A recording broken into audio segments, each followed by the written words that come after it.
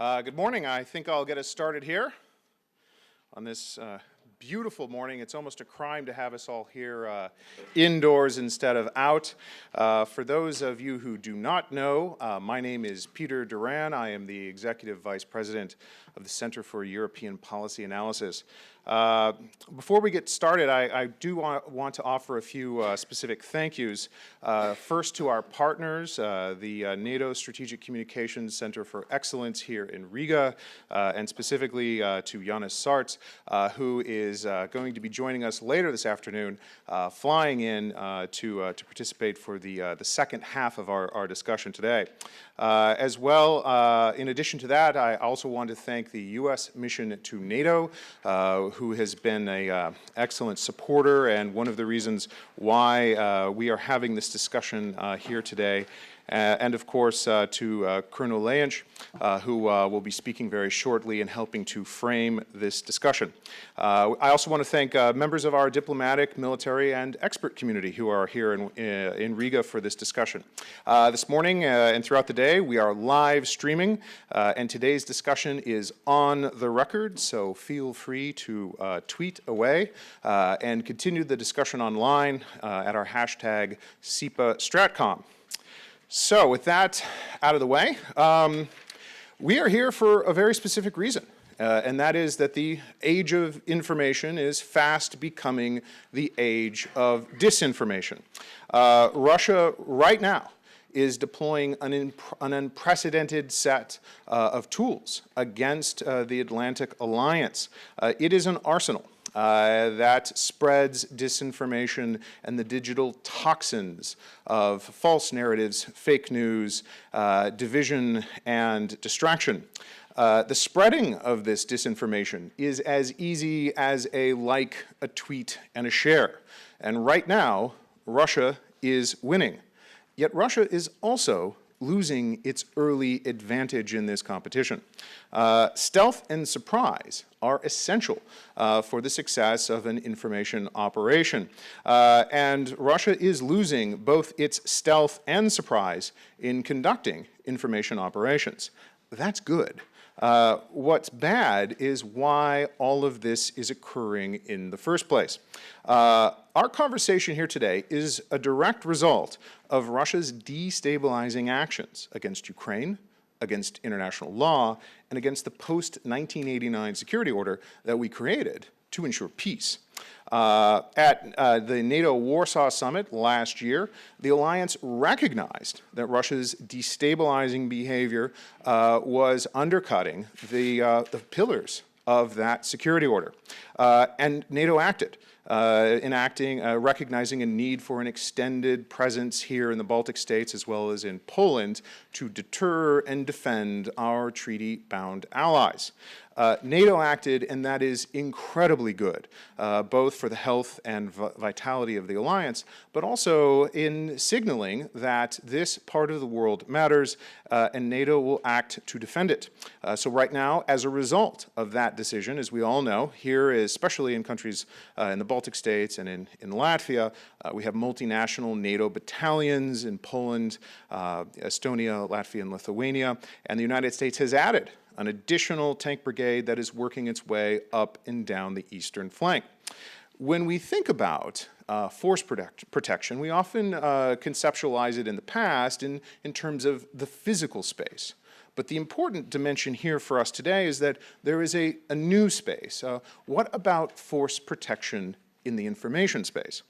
That is a different kind of battle, one that Russia's own doctrine and capabilities are geared to fight in both war and peace. This is a challenge that we cannot ignore, and we certainly cannot lose. The stakes for us are very high, the danger is very real, and we cannot afford to get the answer wrong. So how do we get it right? Well, in order to accomplish this, what we have done for this discussion today in a two-part series is to present to our panelists and also to our participants 4 organizing questions.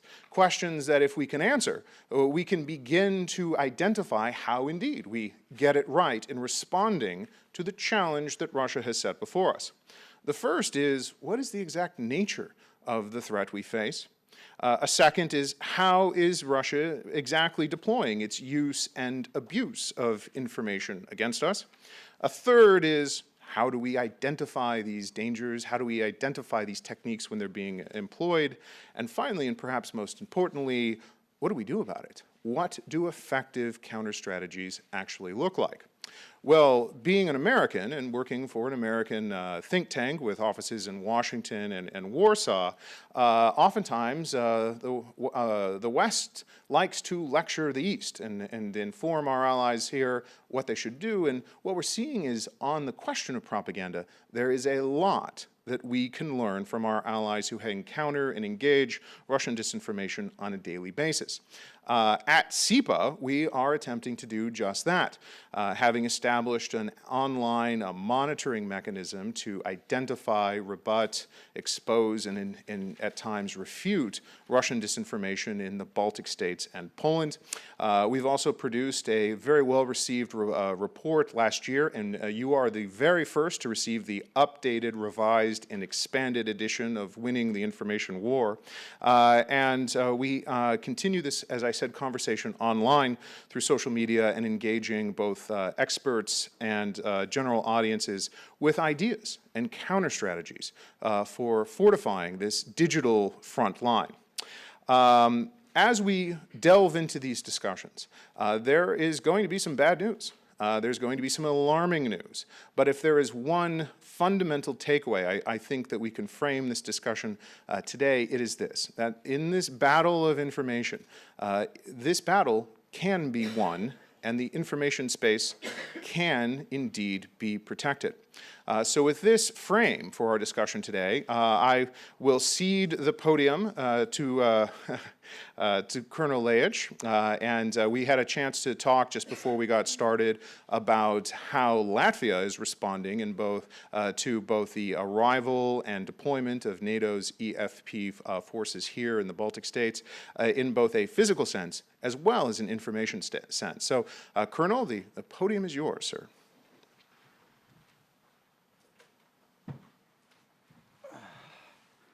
Good morning. It's an honor to be here. When Mr. Sarts called me a week ago and said if I can stand in for him, I said, well, I'm very honored to do that, of course. It's more so not just because supporting the STRATCOM Center of Excellence is very important for us in the military in Latvia, but it's also a very, let's say, important part of the military realm, this new thing called strategic communication, information warfare. There's many names of it. And for us in the military, well, my first idea was well, it used to be said that the pen was mightier than the sword. Nowadays, maybe it's the word that is mightier than the pen, mightier than the sword. In this age of a weaponized narrative, it's very, very important that we are in line or online, just not the kinetic military, but it's also the non-kinetic activity. It's all connected. That's a very pleasure to be here. As introduced, I'm the infantry brigade commander in Latvia, so I'm the tip of the spear. I'm the speed bump or the trip flare. So depending on who you're asking and what we're supposed to do. But I'm also the host. I will be the host for the incoming Canadian-led battle group, which are poised to arrive in Latvia within a couple of weeks. And looking forward for the inauguration in mid to June. The Latvian Infantry Brigade is in Atis. And we are currently this week having an exercise where we are training yet again, and we were again target for false news. This time we were doing, according to some for the press, we were doing psychotropical, we were eating LSD tablets, I think, or preparing to attack Moscow, which I think is very good. I'm joking now, obviously, saying that they're thinking very highly of us, that we can take Moscow with just 1,500 soldiers. But okay, maybe the defenses in Moscow should be strengthened. All right, going back to a little introductory remarks on why I think this is important and in the disinformation age. Obviously, the military or the Latvian Infantry Brigade, together with the enhanced forward presence, we are becoming relevant, at least in the eyes of Russia. And that's where there is a counteraction. And there will be a lot of counteractions. Action, counteraction, action, counteraction. This will happen. It will just be a fact. It will always happen. We will do something. They will do something. Moscow will say something. We will have to counter it. So that there will be an never-ending ping-pong game, so to say. And we need to be cognizant. I don't think that we can guide it. We cannot lead it. Unfortunately, or fortunately, the comprehensive approach, what NATO approaches, we, the military, does not lead it. We are not the dark side of the force. We do not have the dark side of the force. It's Putin who is the dark Sith Lord, if you want to use Star Wars as an analogy. And I'm not waiting for the next movie, no, in December. But we are doing our part. I will do my part, and then other actors will have to do their part. And together we will be strong, and we are strong. The NATO 28, soon to be 29, are strong, united, and that is the proof of that is that we are all together. I will have 6 nations in Atis camp, not just the Canadians, but also Italians, Spanish, Slovenians, and Albanians, and that is the unity of strength which we have. Going back to the weaponized narrative that will be focused for us. In the military, we are also monitoring through the Stratcom Center of Excellence and also other means through NATO, is that basically there are 3 themes that is being directed against us or against the target audience in Latvia or across the world in Europe, is the 3 Fs, the fascists, the failed state, and the fear. A couple of weeks or next week, or is it 2 weeks from now, the 9th of May, the fascist theme will be highly exploited again. As you have all noticed, I do not have a mustache, small one. I left my jackboots back home. But that one is ongoing all the time, the Latvia as a fascist state, which I think is just ridiculous. You know, grow up. Yeah. The other one is, of course, failed state, which is used very much that Latvia cannot govern itself. Fear a mistake of being a state, first of all. We should go back to the good old empire borders and etc. And then in the military part of it, that goes into that Latvia is a failed army. We need to have NATO protecting us. The Latvian army cannot protect itself. So you will see that in the media. You will see news stories that Latvia cannot protect itself. You will see that.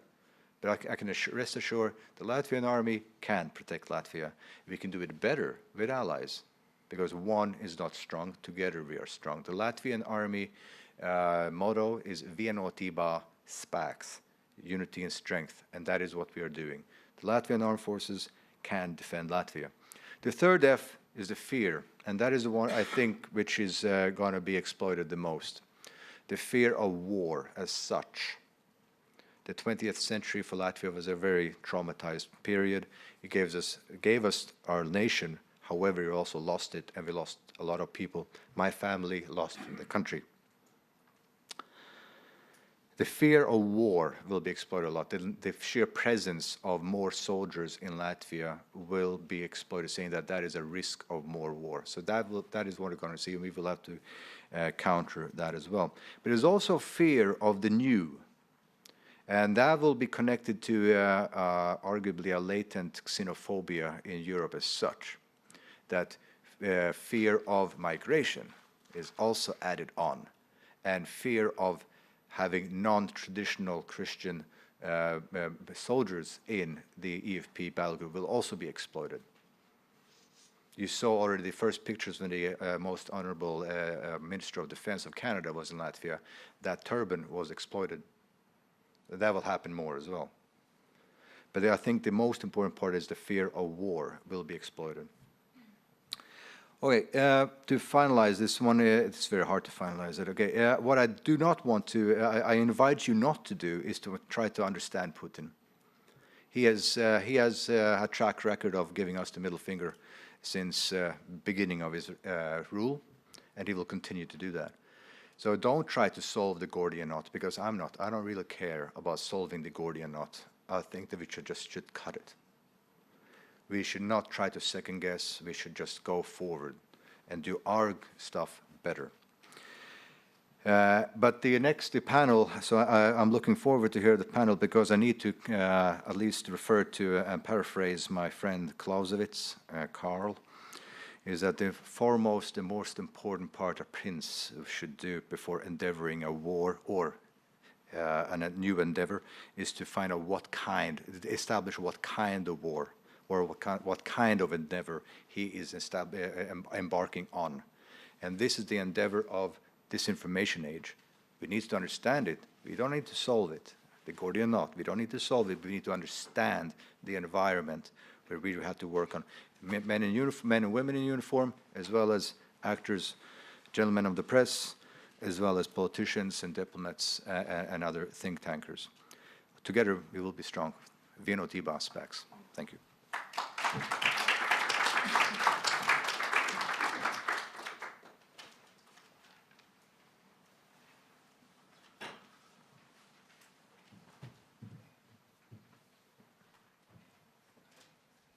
Good morning. Can you hear us pretty well?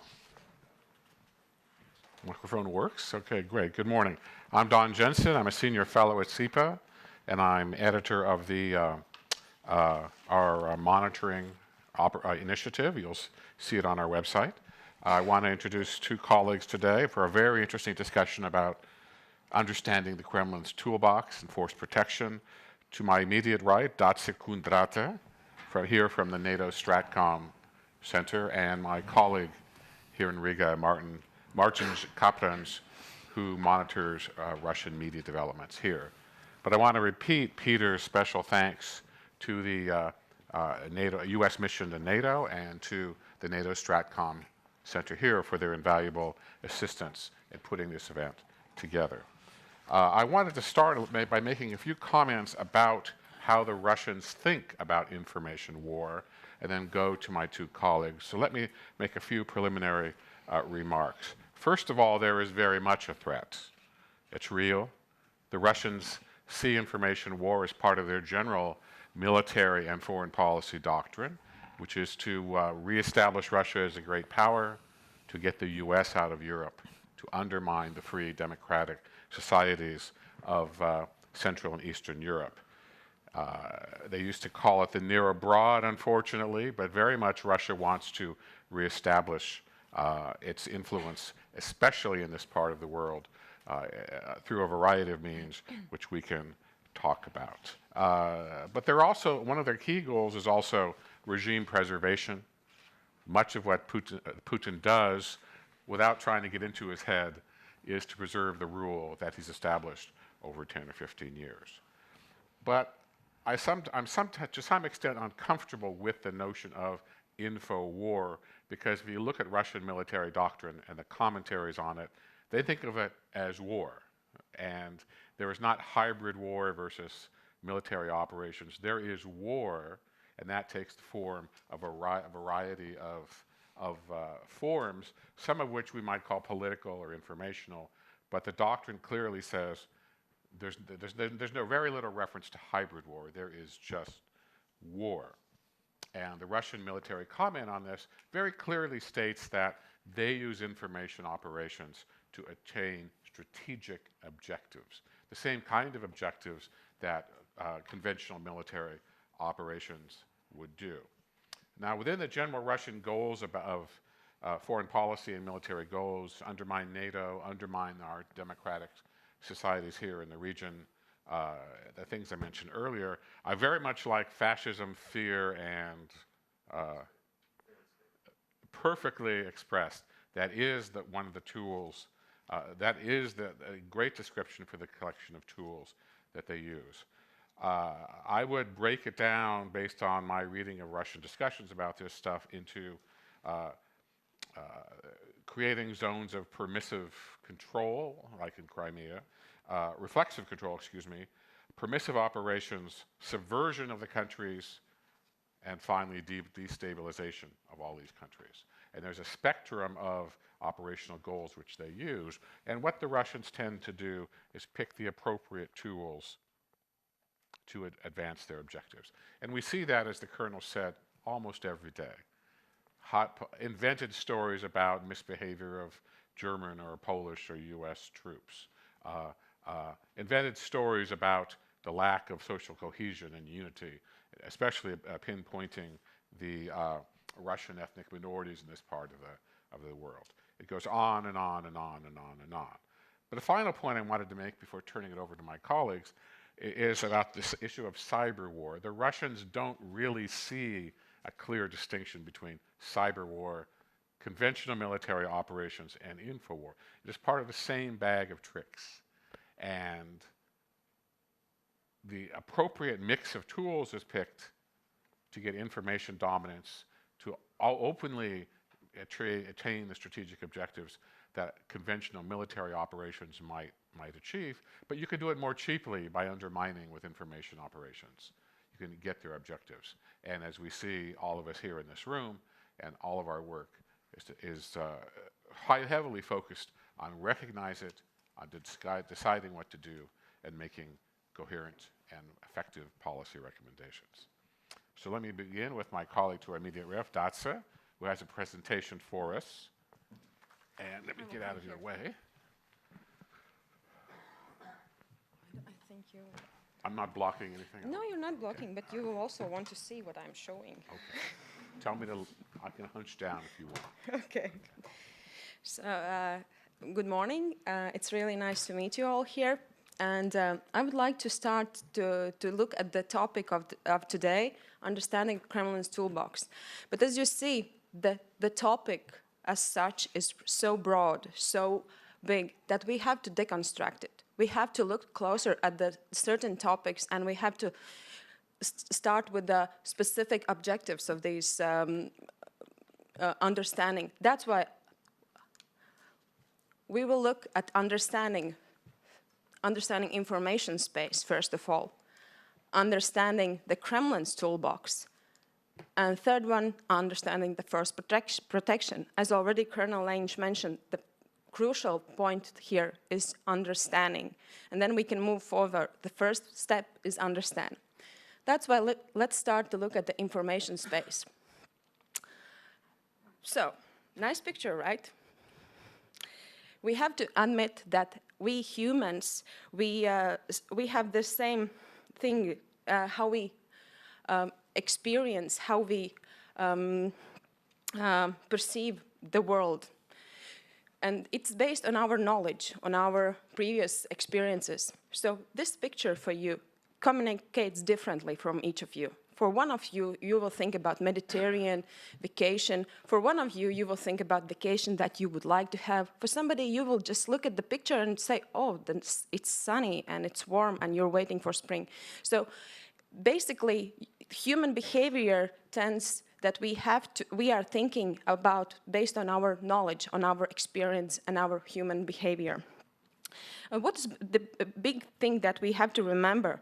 That influence operations are not being done just by spoken or written words. That's the biggest mistake to assume that influence operations are done just by writing. First of all, we have to understand just verbal words communicates to people just 7%. Non-verbal communication is 55%. So this picture could communicate to you more than I'm saying it's nice vacation. So that's basically nothing new. But what is new? It's information age. So this picture is from a Palestine-Israeli area, where you can see Palestinians and Israelis in the same area, but at the same time being in different information bubbles. And this is an interesting thing, that we start to live in these information bubbles. We start to isolate ourselves by choosing information that we would like to access. We're isolating ourselves by choosing whom to follow, what information we would like to see. So at the end, we start to live in our own information bubble. And also we have to think that internet is supporting us to live in our information bubbles, because that every time when you will Google something or look into YouTube, the algorithm will tend to bring you back to the same information. So for instance, if you have looked at the Ukraine conflict and you have seen the Donbass, and you have seen the Ukrainian version of that, next time Google will bring you back to the same type of information. But if you, from different IP address, you would look at the same information and you would find first Russian version of the situation, you will next time read again about Russia's perspective of the conflict. So that means we have to be careful and we have to understand information bubbles and what they perceive. And reality. So I have the quick question to the audience. How many of you use today smartphone, iPhone, tablet? Just raise a hand, please. Okay, quite a lot. So this is Maslow's Pyramid. Unfortunately, or luckily, now it looks like this. Without Wi-Fi or without internet, we can't imagine our life nowadays. So this is one of the things that we have to consider. Social media, the scale of that, the global reach, the speed of information. For instance, Twitter information has been spread enormous amounts. And what is foremost, there's no information gatekeepers. That means we are again going back to the so-called post-truth era or death of expertise. That basically means everyone can be an expert, and that's a question mark when you are using that for the purposes that are against your country, for the purposes that is against the democracy values. And this is what I want to stress, that there are no gatekeepers, there are no monopoly, nobody is keeping the information monopoly. And then there's a question about reality. Is the reality real or that's constructed? And if constructed, in whose favor? So we have to be careful what we are living and facing at the moment. So these three elements that I described are coming together. Human behavior, how they perceive world. The second of all, life in information bubbles. And third of all, constructed reality. And if we go to the second objective that we set today about the Kremlin's toolbox, I know that this audience is already aware of a lot of the Kremlin tactics, of the Kremlin methods, but just bring you back one more time to the main issues. So this is Gerasimov's graph of Gerasimov's understanding of modern conflict.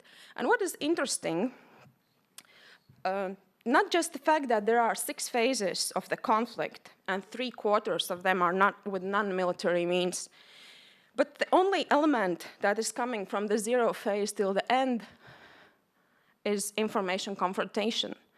That means phase 0 for militaries, they will definitely understand. Phase 0, peacetime, they are already in information confrontation. So that means at the moment we are at the war. That's understanding of Russia's modern conflict. So there's no peacetime, wartime. We're at the active phase at the moment.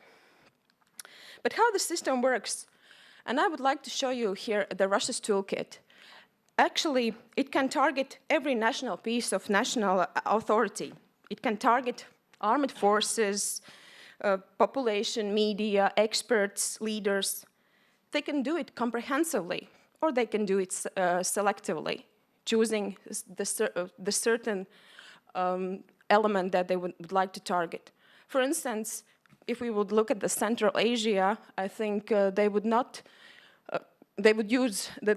use the journalists or population to target. They would go straight to leaders. But if we look at the democracies, it's more about the election system, about the population. So, and as you see, the tool, the influence agents, the journalists, the historians, politicians can be used as a source of influence. Just what I'm referring to, we have to understand that Russia is using a comprehensive approach. It uses the tool that needs to be activated at the certain periods. And this is the next slide, is actually from one of our studies about the Russia's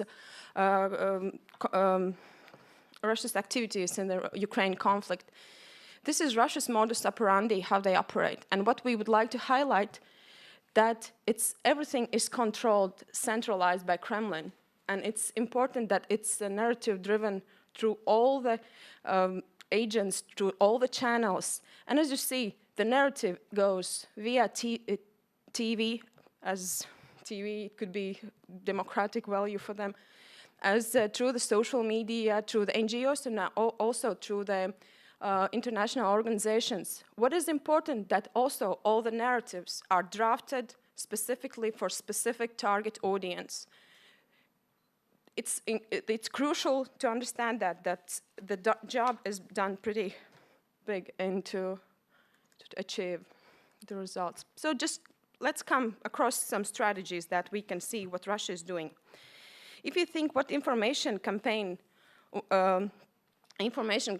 what Russia wants to achieve, the ultimate goal is to undermine the value system. Basically, if you look at our society, what is the glue that keeps everything together? It's the values and common understanding of those values. And if you're able to break these systems, the society becomes much more vulnerable. It's not coherent, and that offers opportunity for adversaries.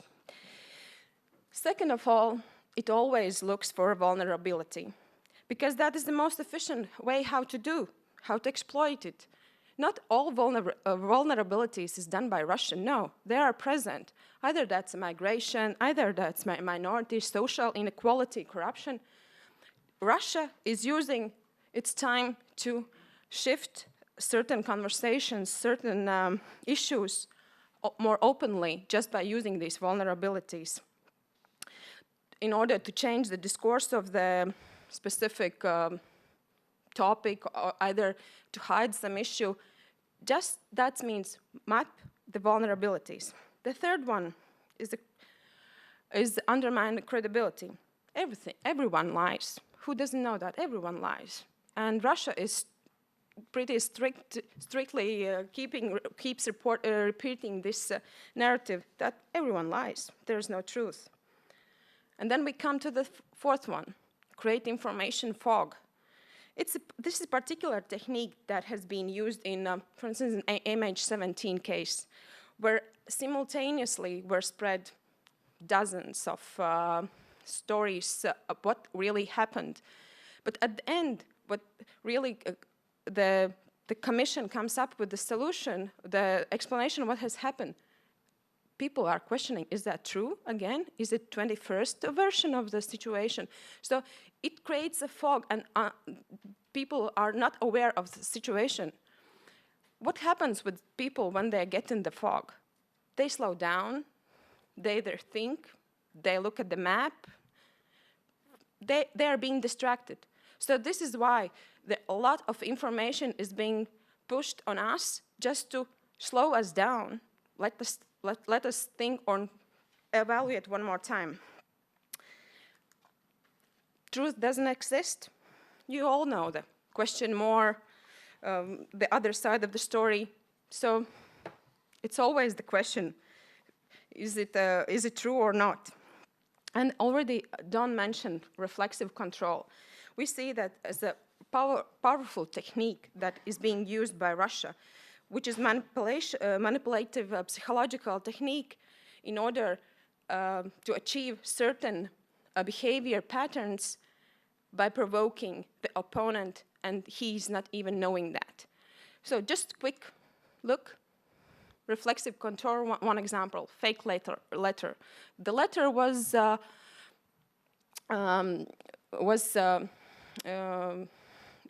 picked up by media in Sweden, where the Swedish Ministry of Defense is writing the letter that they will support Ukraine with ammunition. but that was never happened. That was lie. And what did Swedish Minister of Defense, what they did? The minister went out with a statement. No, this is fake letter, first of all, and second of all, we don't have such a plans and we are not planning to engage anything. So bingo, Russia succeeded. Swedish Minister of Defense came out with a story and he explained, we are not going to do anything. So, fake letter, reaction. But also one good example, also fake letter, also distributed as that would be United States Department of State. And that is a thanks letter to one of the NGOs for sexual minorities that they're thinking that they were engaging in one event. And what they did, they corrected their mistakes. This was also like leaked in the media published it. And what they did, they corrected mistakes and they wrote in Russia, please, next time when you will disseminate this type of letter, please come to us. We will check, we will just correct mistakes and everything will be good. So it's kind of other way of the approach. So basically taking off this question by just this type of the approach. And the seventh one, what I wanted to draft, what I really think I can thank already the Colonel Lejiņš that he already mentioned, the drafted narratives to target audiences. And we have to understand that Baltics is one of the target audience. And here I would like to emphasize that already also fascism is a truth. And Russian offensive narratives to all Baltic states, they are crafted either for domestics, either for the Western audiences, and it's concentrated in order to seek out the biggest effect. Either that's targeted to the NATO, European Union, either to leadership, and armed forces is one of the highest risks for that. And now we go to the fourth one, third one, the force protection. Just to look, what can we do? What can we do if we see all this information environment? If we see all the dangers, what can actually we do? So, and I would like to invite you to think in the 4 categories, like a 4-category strategy as awareness, education, initiative, and credibility. If we look at the awareness, it's crucial for society to know that they're being under attack, that somebody is messing with their minds, that somebody is putting the false narratives on agenda. This is a European Union Stratcom East Task Force. They're also doing a great job debunking the myths that are spread around. But we have to remember, each time when the false news comes out, the spread is more bigger than just this debunking, just the reach. It's always, we have to remember that the false news will get bigger audience than the debunking information. Also, NGOs raising awareness. Also, I have to a bit advertise, our center is doing researches and going around and speaking with the senior officials and army to raise their awareness what's going on. And also, this is 2 days ago, what was mentioned about the summer shield exercises.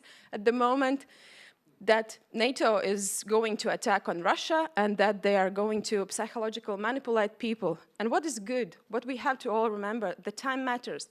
And I can say that Minister of Defense of Latvia went out with a public statement that this is a fake news and they're trying to undermine the summer shield objectives and the scenario. So this is one of the ways how can I show you that the awareness of society that they are being manipulated is being done. The second point of strategy is education. Education and education. And education, not just, we're now talking about the media literacy in schools, but not just schools. We have to educate our society. We have to look at the more broader groups because the information age requires from you to understand where you are and where you operate. This is one of the examples how Swedish kids are learning now in the primary school, media literacy, and I think we all already know that the spread of knowledge is crucial. The third one, initiative. It's always the question about our story, because otherwise we will have to be in reactive mode all the time. We will have to react to the dozens, hundreds, thousands of some kind of provocations. That means we have to be aware who we are, what is our story. What is our story for NATO? What is our story for nations? And what is our individual stories? There are good initiatives also around the Baltics, and I would like to emphasize this one, ELF unit. It initially was started in Lithuania. Volunteers just started to, as a reaction to the troll farms, they started to make their own elf farms. They were starting to either discover these trolls, they were trying to cut them out from the Facebook or Twitter. And what is good, the spillover is been already, it can be seen at the moment, because in Latvia they're also creating ELF unit. And I think the close cooperation between these ELF farms will succeed one day. So that means not government can do something. It's the government till the individual who can do and engage. And the fourth one, credibility. The most crucial thing is to build our own credibility and to sustain that. Because when we build it, it will be hard for our adversaries to break it down. And we always have to remember that we have to match, so one of the Stratcom biggest rules, words must match deeds. And how you can succeed is credibility. Words must match deeds. And you can do at certain time of period one thing and then just change your attitude or change your behavior. Internet will remember that. Maybe not the audience, it's not society, but internet has a long-lasting memory, and that will be pulled out at the worst case.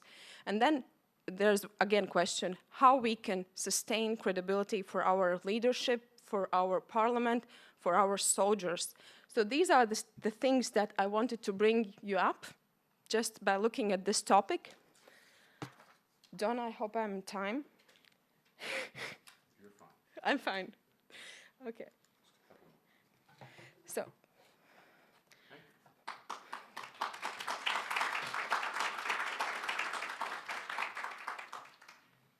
Martins? And you can sit wherever you'd like. No, I have also a presentation. I will sit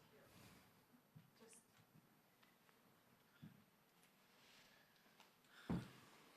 Okay. So I will leave my glass here. Good morning.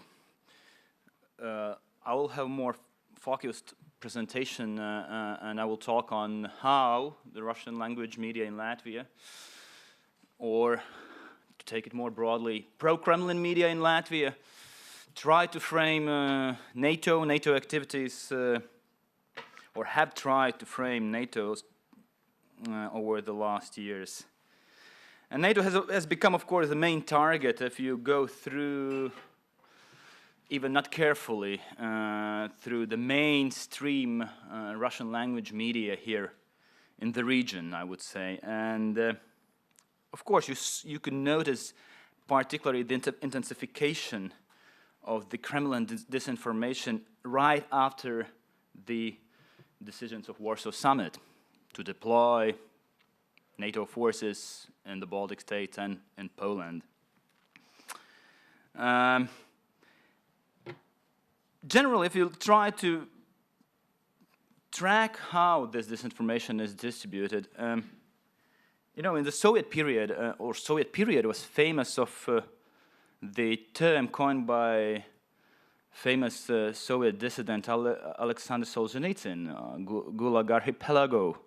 So now we can speak about also archipelago of pro-Kremlin websites, which are really very actively distributing. Perhaps you have seen some of these graphs This one was produced by Atlantic Council Media Lab, where they particularly tracked one particular fake news, how it was distributed across different pro-Kremlin websites, including some Latvian one, like Vesti LV. And that was about allegedly 3,600 tanks that were deployed to the Baltic region, although there were maybe a few hundred tanks, but it doesn't matter, of course. It was used and it was taken by many pro-Kremlin websites, and this is one of the examples of archipelago of pro-Kremlin websites. Or this one, very recent one, produced by our investigative journalism center, Rebaltica, that followed how the fake news about a claim allegedly expressed by Donald Trump about cutting funds for the Baltic region or for the Baltic states. And you see plenty of websites, the network, the octopus of websites through which all this fake news were distributed. And of course, it makes it very complicated to follow and to control and to try combat or try counter it. This kind of distribution network. But I will focus not so much on how or who is distributing or who's behind disinformation. I will try to show you simply the 5 main narrative templates that have been dominating Russian language media over the last 2 years. And I will particularly focus, and excuse me, all the slides, except the last one, will be in Russian. I mean, the illustrative material will be in Russian, since I will be dealing with Russian language media. And I think for those who do not understand, anyway, you will see at least the visual material, which is pretty illustrative as well. So first, 5 major narrative templates, which I have labeled through 5. I have used 5 labels for these 5 different templates: radicalization, delegitimation, demoralization, passivation, and deterrence. And so I will go deeper in each of these templates. So first, radicalization of NATO. There is a constant, not even technique, but reference in Russian language media to the NATO-Russian agreement of the 1997. And it's always referred in a way to say that NATO, or more often actually the United States, is constantly violating this treaty with Russia by deciding to deploy or to enlarge also NATO, and now to deploy NATO battalions to Poland and the Baltic states. And it's always framed, these intentions are framed not in terms of defense intentions, but in terms of framing NATO as an aggressor and warmongering organization. And even very self-critical reflections during the last year or so, expressed by Curtis Scaperotti, Supreme Allied Commander in Europe. Philip Breedlove also expressed quite self-critical reflections on NATO capability to protect the Baltic states or to protect NATO allies against the Russian or Kremlin aggression. Also, Richard Shirreff in his pseudo-documentary book where he talked about the Third World War, all these self-critical expressions were taken by many Latvian Russian language, pro-Kremlin Russian language media. And instead of reporting on or emphasizing this self-critical message of former or current NATO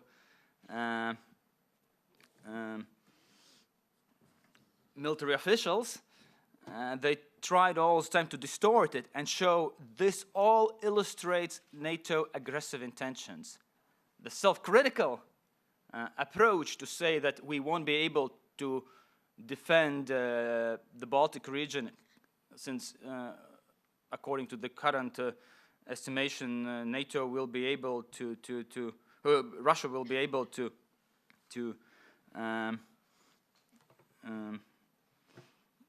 or Russian forces will be able to reach Riga, and that's of course reference to Rand report in 36 hours, famous 36 hours. It all was used not to show the weakness of NATO, but actually to show their very aggressive intentions. And it was a completely different frame put on these self-critical reflections of all these military officials. And it was completely distorted, of course, that's the main message. Then also, importantly, it's usually that Russian language media try to extrapolate United States, of course, within NATO as a main bad guy or as a main belligerent party within NATO. Fake news about the United States deploying 3,600 tanks to Europe as part of the NATO war preparation against Russia. That's, I'm quoting, war preparation against Russia. Presenting, for example, here, one case. There was 3 strategic B-52s deployed to the region, to the Baltic region during the military training, Baltop, Saber Strike, and Just Hammer. And instead of, and this news were framed in a way to show that, and it was actually very interesting wording, how they used. Instead of saying that, like, it was an official announcement that 3 B-52s or strategic will be deployed. Instead of that, and those who understand Russian, ядерные бомбардировщики.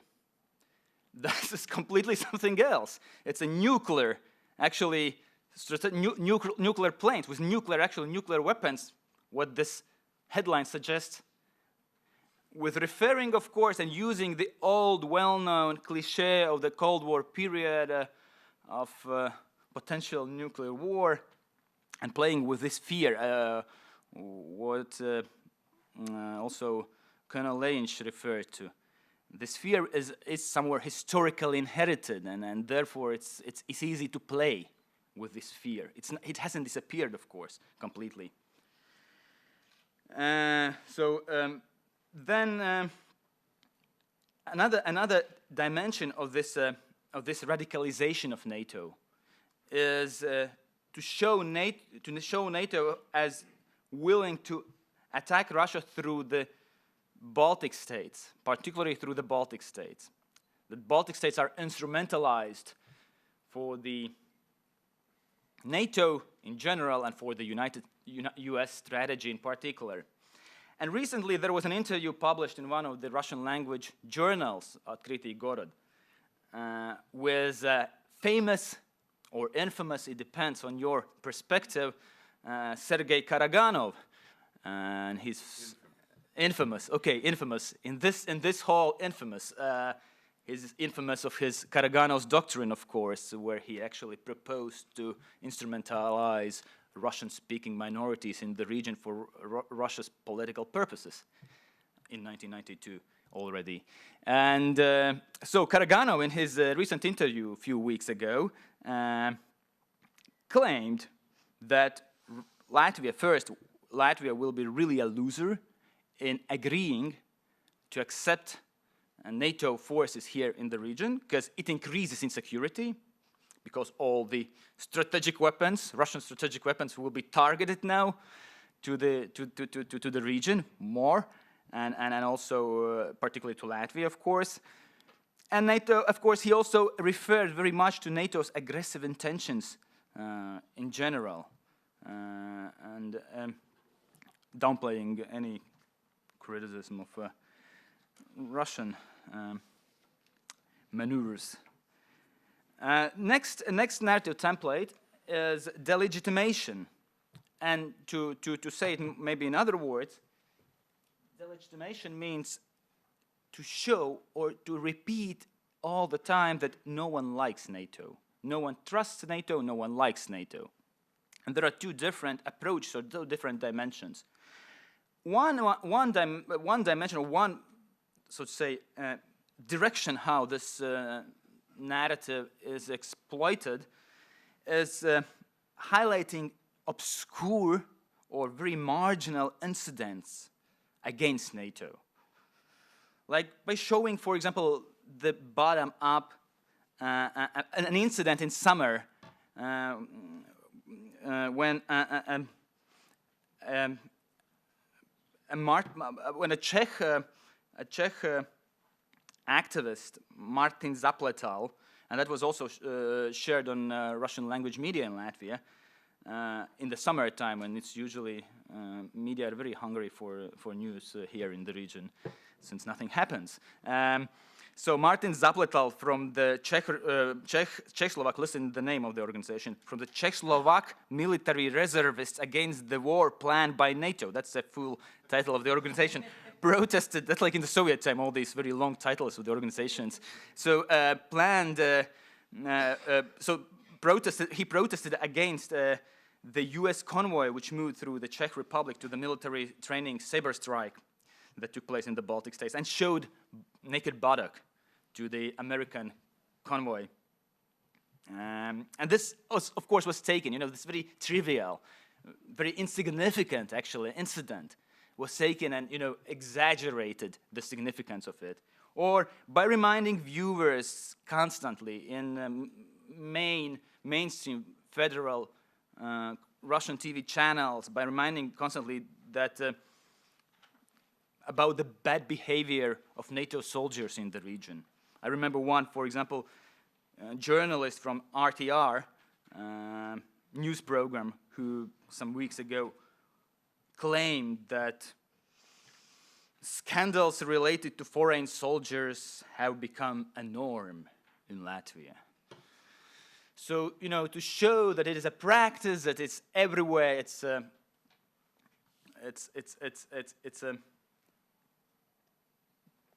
how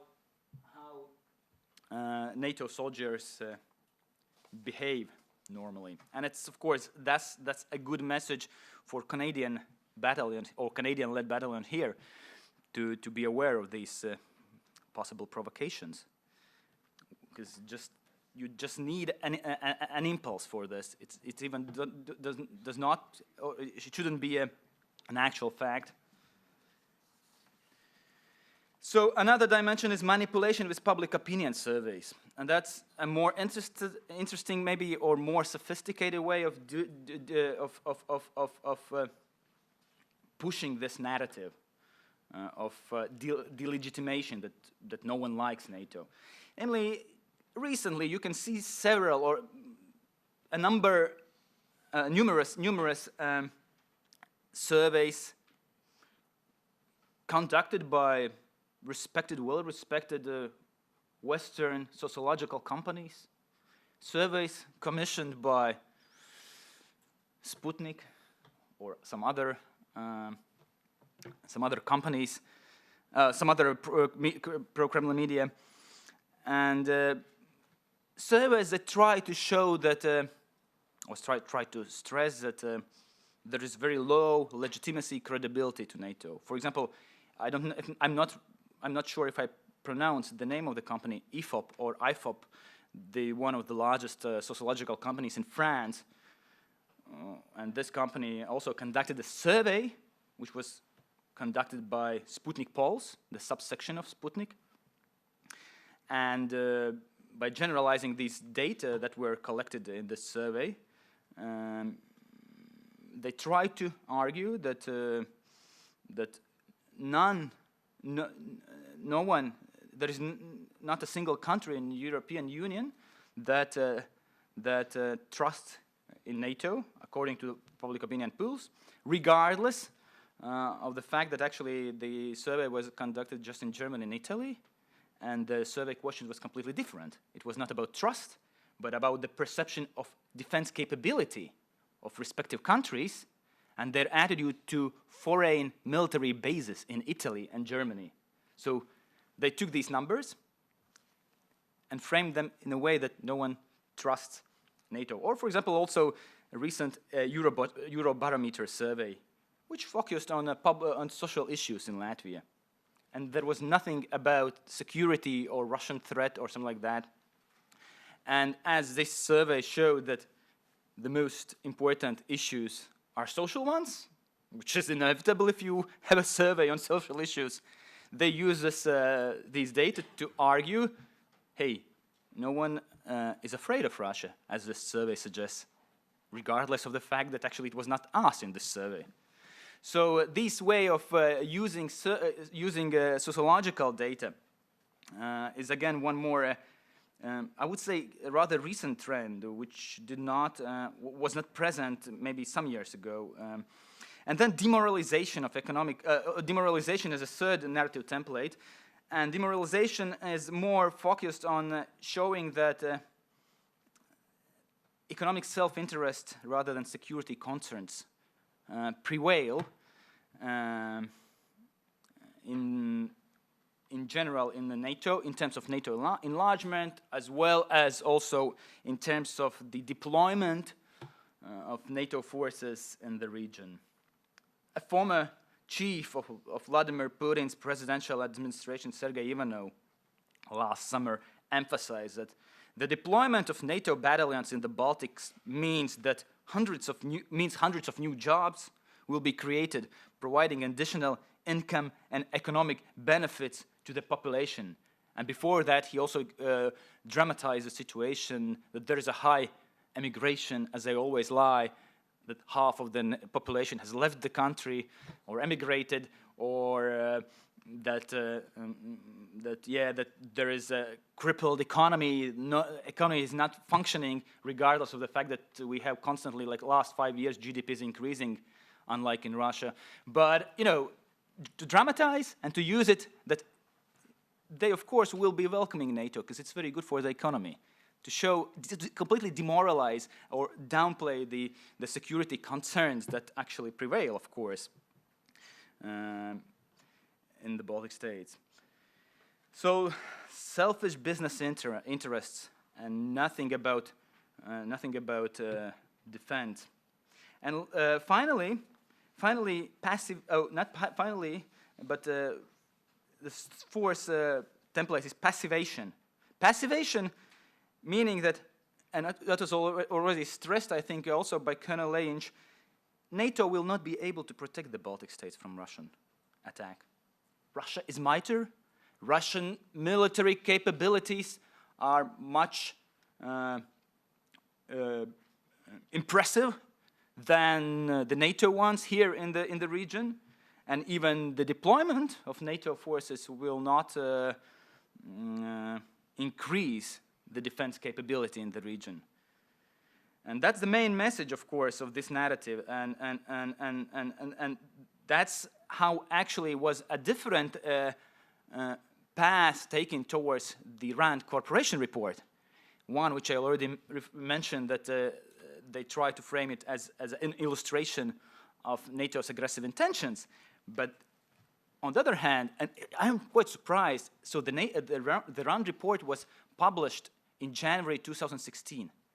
There is still some news, some media materials produced in pro-Kremlin media referring to this as a news, to this report. So be aware, some think tanks really can produce reports that can be important and very topical for a very, very long time if they have, or if they include, very flexible messages. And this one was used also not just to show aggressive intentions of NATO, but also, RAND report I mean, to show the weaknesses of NATO. Because you see, even the experts, RAND Corporation, which is so much attached to military, or one of the most respected military experts organization, is showing that that NATO will not be able to protect the Baltic region. And the 36 hours is maximum. And of course, Trump's claim during the campaign that NATO is obsolete was very much used here. It was a kind of as a dessert for pro-Kremlin media here, and was repeated in many ways, referred until the Syria. And then it stopped, or it stopped. This kind of narrative has been downplayed to some extent, and was also repeated by some Latvia's pro-Kremlin politicians that NATO is obsolete and a legacy from the Cold War period and so on and so forth. All these ways of reinterpreting what Trump tried to claim. And last is deterrence, which is maybe less salient or less prominent in Russian language media, but I would argue the most frightening to some extent. Namely that trying through media to argue that Russia always maintains rights to respond to NATO here in the region. And it's really not the main narrative, or you won't see it each day or every day in Russian language media here.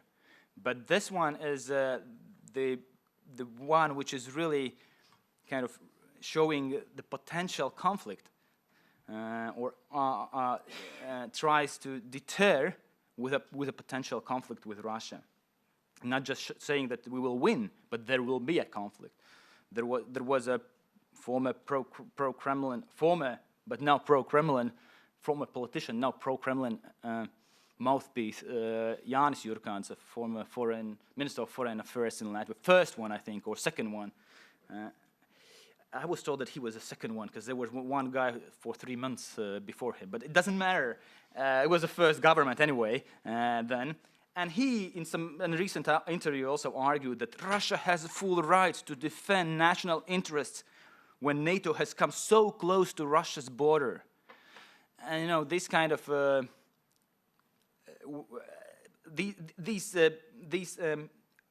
these claims, of course, legitimize the Kremlin rights to respond to NATO forces here in the region. And one more before to conclude, I remember there was an interesting, intentional, wrong, incorrect translation of the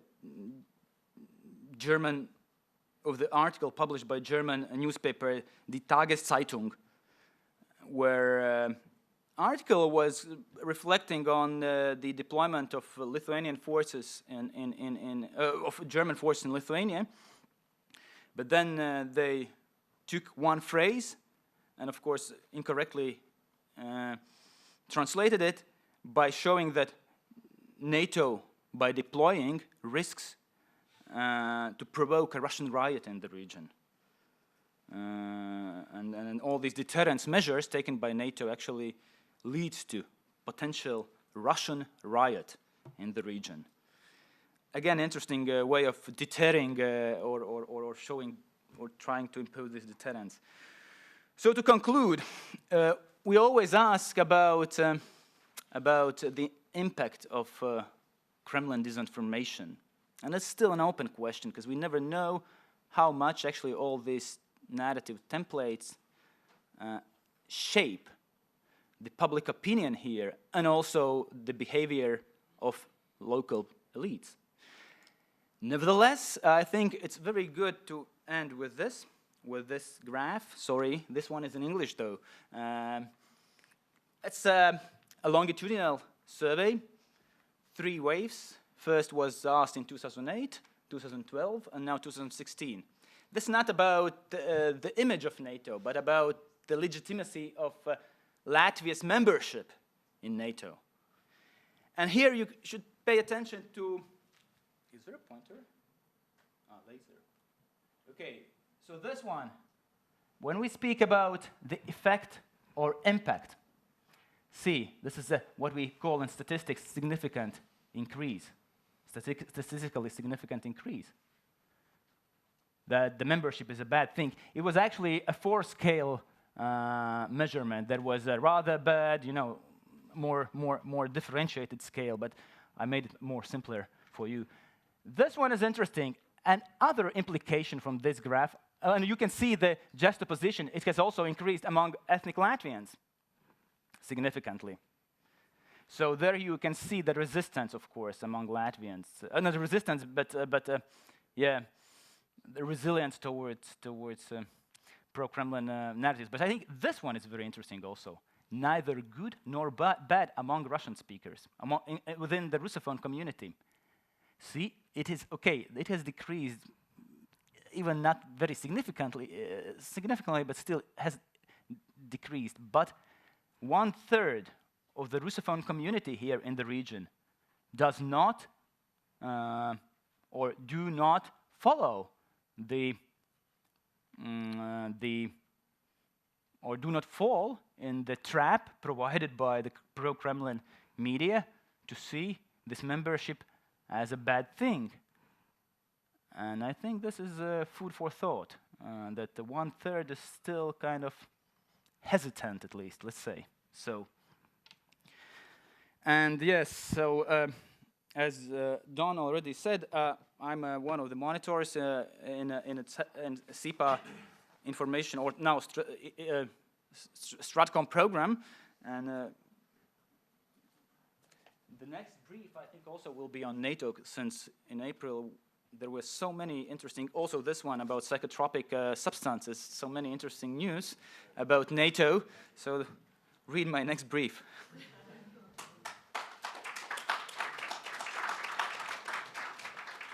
Thank you, Martin. There's plenty of time for questions, and I wanted to begin with a short one for each of you.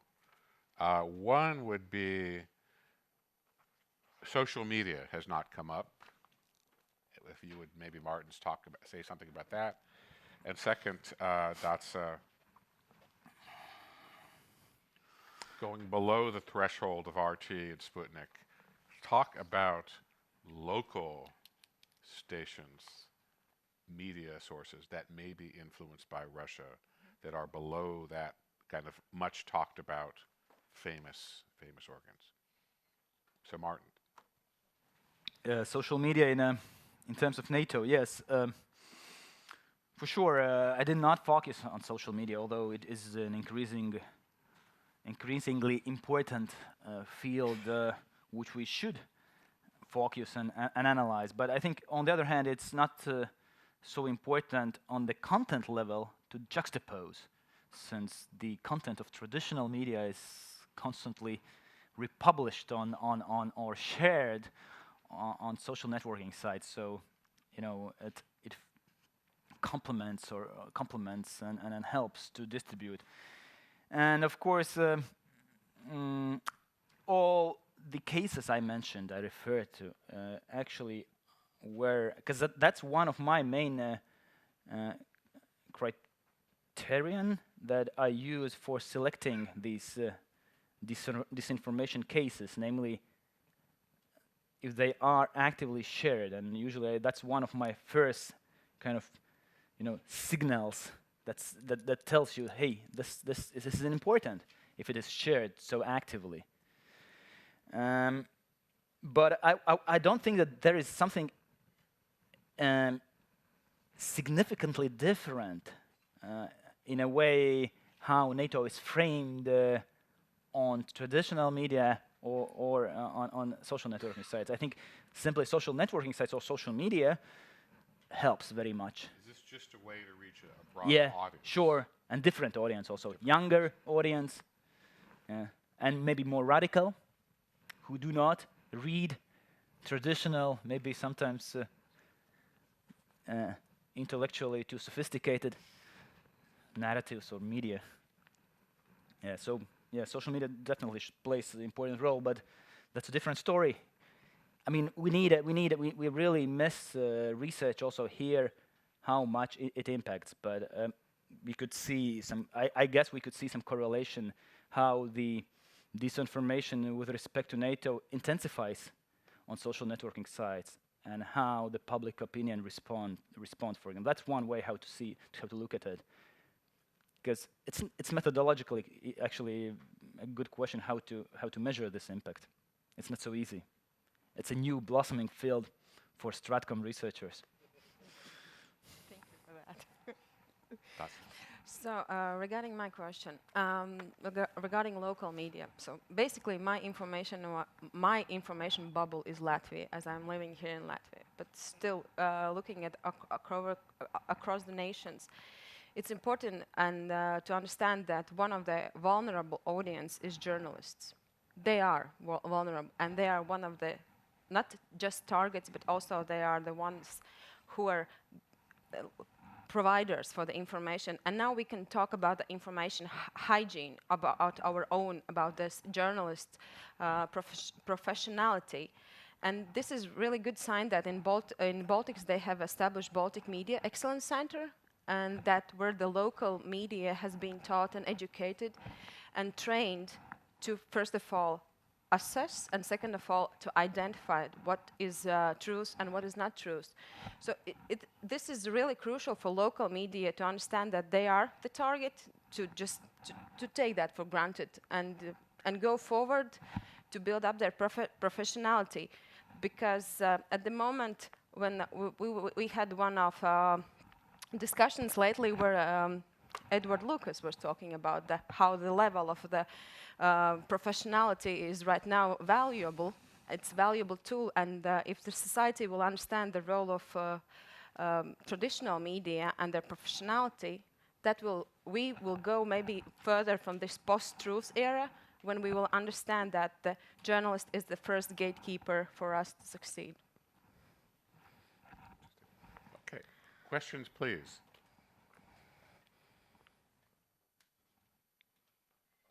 Sir. Gatekeeper and journalism. Yeah, I will not try to pronounce things in Latin, but I think the paraphrasing, who guards the guardians, who certifies journalism. So in the post-truth environment, how do you train journalists? And if in the battle of spreading the fog of news, we have seen increasingly attack on investigating journalism around the world. There is no experts anymore. And then there is a as an example, the pan-world attack on George Soros-funded learning establishments that has trained a lot of investigative journalism. In Latvia, the Republika and the investigating journalists in the magazine of IR and others, they're constantly under attack. How do you see, do you have an opinion, or how do you see on how do you then prepare journalism, or how do we certify, how do we uphold journalism and journalists in this constant fight on their truthfulness? That was a hard question, probably, but sorry about that. Yeah, no, it's okay. So first and foremost, we have to understand that we are not educating or teaching. So we have to remember journalists are independent, and they are. The biggest effort will be achieved if the journalists will have their own body who will, their own ombud, who is trying to teach, train, educate, that nobody could say that journalists are being censorshiped, they have been framed, or they have been put in some governmental positions. The journalists, the professionals, have to come together and do the training on their own. That's why I was emphasizing the Baltic Media Excellence Center, because it's for them. Journalists will build up their own credibility. They will build up their own image. And I think the fact that at the moment investigative journalists are rebirthing, I would even say, because this Rebaltica, in Latvia magazine IR, and also what I want to emphasize, in public TV, TV3, there was also a specific program dedicated to the lie theory, where at the prime time to people it was explained through the conversation with some experts what were the main topics, the main themes of disinformation. And when it's going on, I think it was Sunday evening at prime time, and it was really valuable that these journalists, the investigative journalists, went through the topics and explained to society. And I think that we have to understand that the professionality of journalists will be built by their own, and they will want to safeguard their credibility. And when I was talking about credibility, the journalists have their credibility, and this is their scarce source to save it. That would be my answer to Colonel. Okay, thank you. Questions? Way in the back. Please identify yourself, sir. Hi, my name is Matthew Fisher. I'm a journalist with the National Post newspaper in Canada. I'm their foreign affairs columnist. I've been here at the exercise that the Colonel had such a big part of over the past few days. My question is to the panel, or perhaps to the Colonel too, because the mention of Canada, and I'm very parochial, I'm interested in things that affect Canada, and he referenced the description of the Canadian Defense Minister as having a turban, which of course he does have because he's a Sikh, he's not a Muslim. But can you tell me where that appeared and in what circumstances it appeared? Does anybody, can anybody track that down from the panel or the Colonel? Thank you.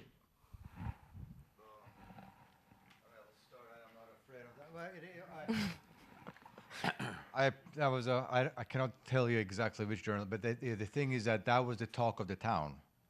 So I'm not referring to a specific event, but that was I think that's the first defense minister who came to Latvia who had a different headgear than anyone else. And of course I know, and everyone else in the defense establishment in Latvia knows the difference between a Muslim and a Sikh. But the point was that was played on the so-called latent xenophobia, which is witnessed in Central and Eastern Europe a little bit more than in others, but which has been also exploited very hard in other parts of Europe and the election campaigns in France and in Netherlands and arguably also in the United States. And that is and that is what we are preparing for ourselves in Latvia as well. One of the questions I had in March was on the food, the menu in the military restaurant in Atis camp, and if you're going to serve halal. And I kind of said yes, thinking that just a straightforward answer, and that could and will probably spin later on in the future that the Latvian army is supporting or breaking down Judeo-Christian values in front of expansionist Muslim campaign against Europe. That most likely will be the attack. So it's very, very fragile. And now probably I have spun up a new fake story myself. And I will be quoted in 10 different newspapers tomorrow, and I will of course deny it all. Yeah. But no, to connect it, when Air Baltic, the Latvian national air carrier, switched from pork into chicken and beef on the menu, that was a news story for about, a month in Latvia, saying that we are surrendering our national cuisine in order to accommodate the expansionist Muslim whatever. It's just cheaper to have, and well, it tastes like chicken anyway. So, but I cannot answer your question on specifically, but that was the mention when the picture of the Right Honourable Minister was produced, and that created a lot of effects. And if you do the comments, internet comments on the Canadian Defence Minister comment, they were blatant racist, and that will be more and more. And I have Albanians coming. There are some practicing Muslims. I have other faiths in the Canadian contingent coming in. Lesser so to extent of Spanish and Italians and Slovenians, obviously, but it will be there, and that will be exploited. That will be very much exploited.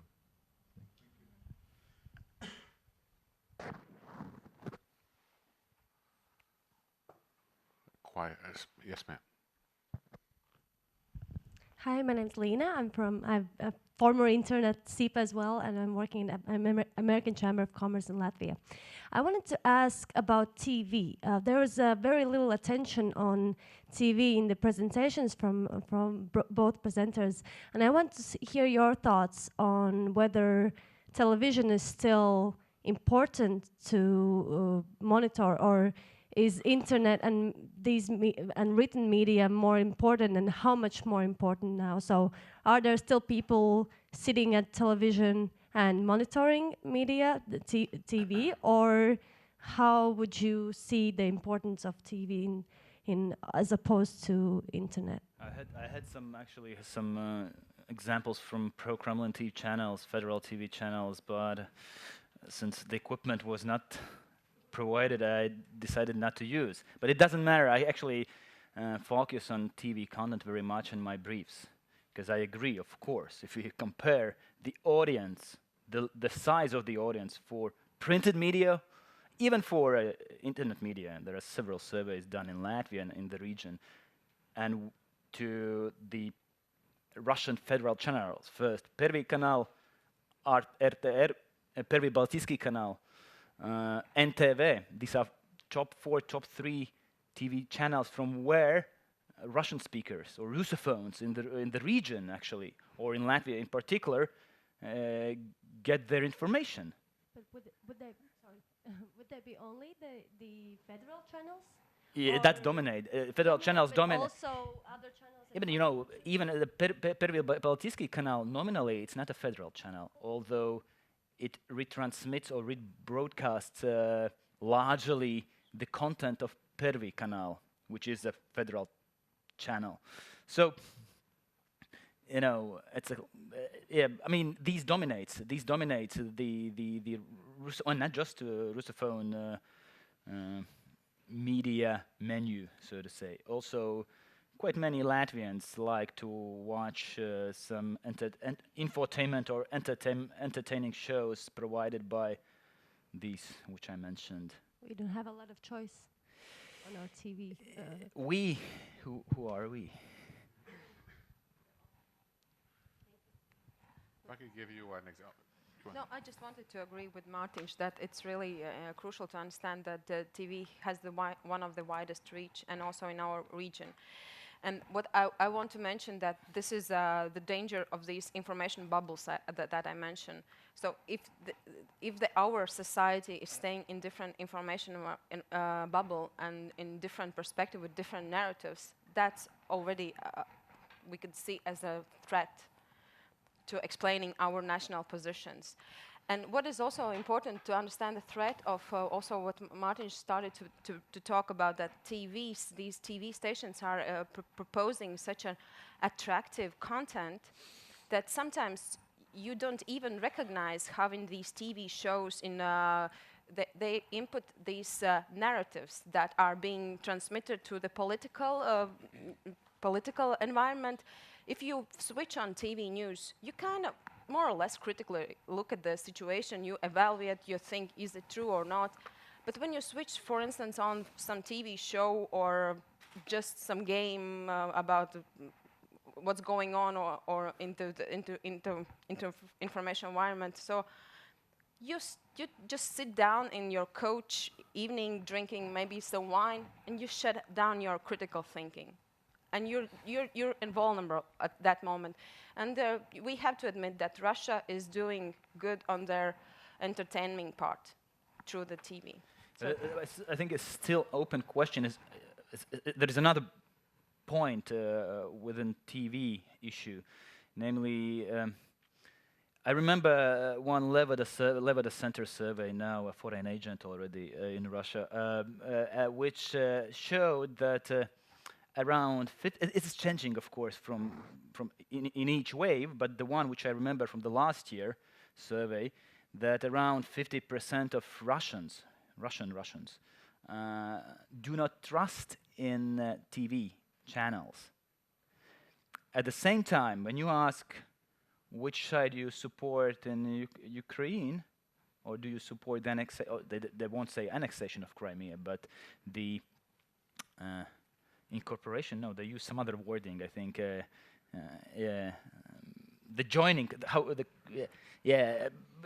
you will always see a very strong consensus and support, which is also reflected by, or actually very much conveyed by these federal channels.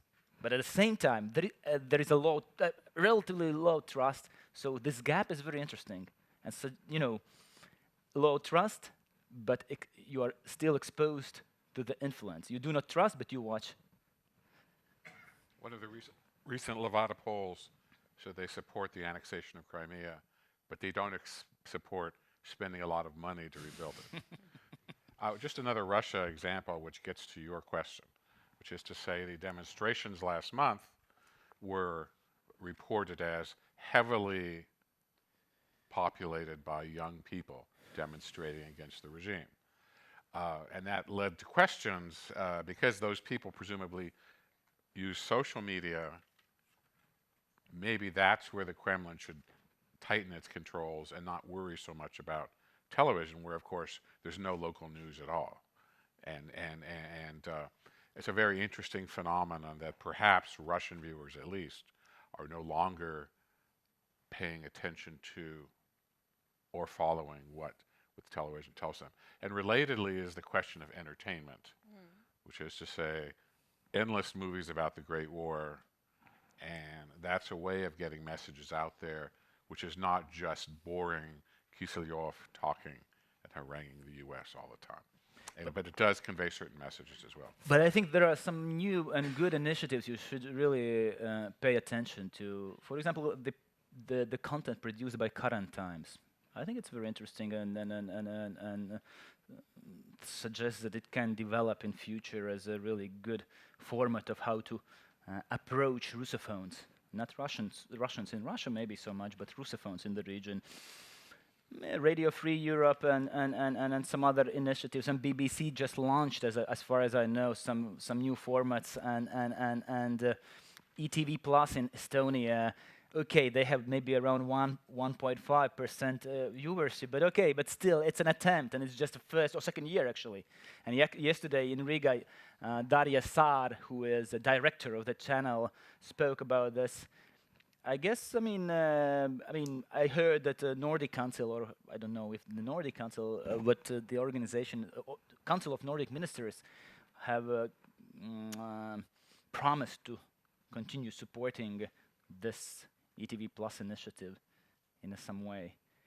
Of course, maintaining all the, along with the principles or tenets of a qualitative and good journalism. If I made a last remark, I promise.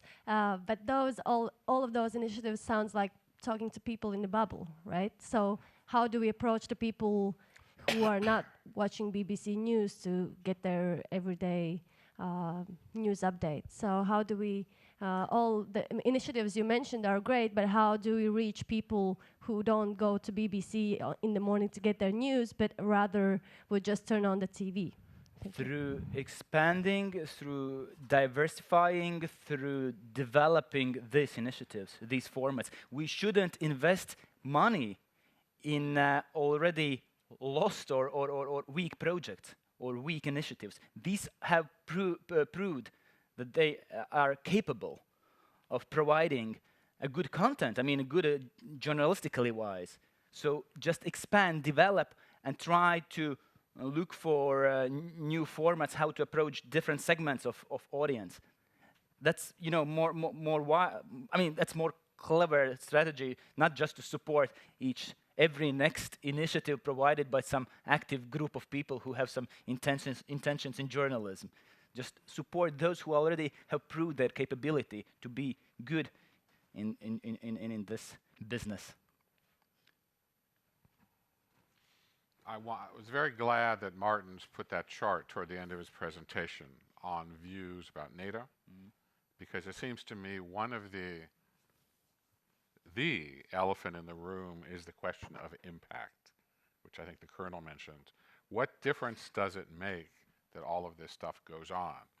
And we all in this room, I think, know that it makes a difference, but I think we don't yet have a really systematic measure or understanding of what difference does all this make, excellent as the presentations were. For example, does a barrage of RT or does a barrage of Sputnik or does a barrage of social media really change people's views? Martin, you sort of suggested that it does. I think that it does intuitively, but I think we need more work on this. But there's impact and there's impact. If you look at Ukraine, if you look at the polls, oblast by oblast, before the Maidan and after the Maidan, you see very, relatively little support for joining Russia, even in the East, before the Maidan. But now you see a greater criticism of Kiev now, which to me suggests that perhaps the stream of Russian propaganda makes a difference. And then there's impact of another sort, which is to say in Washington, there was really relatively little knowledge about Ukraine in 2014. So when you talk about fascists in Kiev and this other nonsense, a lot of people in Washington said, well, maybe. Or look at World War II or the partisans or whatever. So I think putting aside from what people's values are, whether they're changed or not, it seems to me that this stuff that we've described changes the debate. It puts an issue on the agenda. For example, you spend time worrying about whether there are fascists in Kiev or anti-Semites in it. You could pick the country. So it does shape the agenda in a way that's different than changing voters' views of it. And I'm just uncomfortable with the lack of research about it. And we all need to do more about it because it's a very, very important question. Because this afternoon, Peter's debate is going to be about how to spot and counter it. But to me, you need to know the impact first before you have good ways to counter it. I don't mean to preach, but you get the point. Even these fascist narrative, which you meant, one of those 3 Fs, as far as I remember, one of the 2016 surveys commissioned actually by Minister of Defense, semi-secret survey, but still there was a data which suggested that around 10% of Russophones believe in this narrative. That it was put a bit different way, this survey question, but it's something, do you believe that fascism is a ruling ideology in Latvia? Which goes in line with the same narrative, right? And it was just some 10% supported that. It's a really, really small minority among Russophones. Not to say about Latvians who... But we also have to think about that this narrative is not just implied here in Latvia, in Baltics, but this narrative is also implied in their domestic audience, because they need enemy with whom to fight. So they will come to the Baltics to save us from the fascism, because we are all fascists. To be honest, this is sometimes on really ridiculous note when you meet with people and one of the questions comes, where can you meet fascists? Where can you see where they are marching? Where are they? Yeah. And then and sometimes it's surprising and you have to answer, no, sorry, I can't show you any fascists here. And I tried my best, but couldn't. I tried my best, but sorry, sometimes it's on the edge of ridiculous. And local circumstances make a big difference. The citizenship, sure. status, and all that kind of thing. Way in the back, an old friend. Hello, my name is Anta Klava, and I'm from Public Broadcasting of Latvia. Also, former intern of CEPA. But my question, and it's more like I would like to hear your comment, is about media environment in Latvia, which is like there is this thing that a lot of people in regions, especially in Latgala region, they just feel left out of main Latvian media. Main media sources, basically they are all focused on what's going on in Riga and towns and cities around Riga. So this is where Russian language media, I mean pro-Kremlin media comes in, because, well, they kind of care for these people. So what would be, how would it be possible to solve this? how we would put these people on the map. Thank you. That's a great question, of course. Latgale, for those who do not know, some try to draw parallels with what happened in Donbass. And BBC famous, or infamous again, that depends, film, how was it called? The Third World War? From the war room, yeah, look from the war room.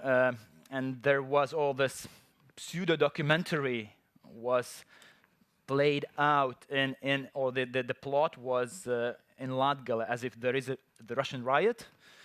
Daugavpils is taken by the Russians, aggressive Russians, and then British. You remember the film. So, and this is actually very much a problem. I mean, in terms of how to access or how to approach the local, regional, local residents. One thing, I think, which you already pointed to, we have to differentiate. Latgale is not a homogeneous group or homogeneous region. Cities are dominated by Russophones, large cities, Daugavpils, Rēzekne, less so, but also Lūdza, Krāslava. At the same time, the countryside, the rural areas are largely Latvian. And I wouldn't argue that there is the same impact of pro-Kremlin media on these different segments of Latgalians, if you like. So that's the first point. Second, we, at least here, those who are in a media coming from the media business, know that there's a huge concentration of illegal TV providers in Latgale.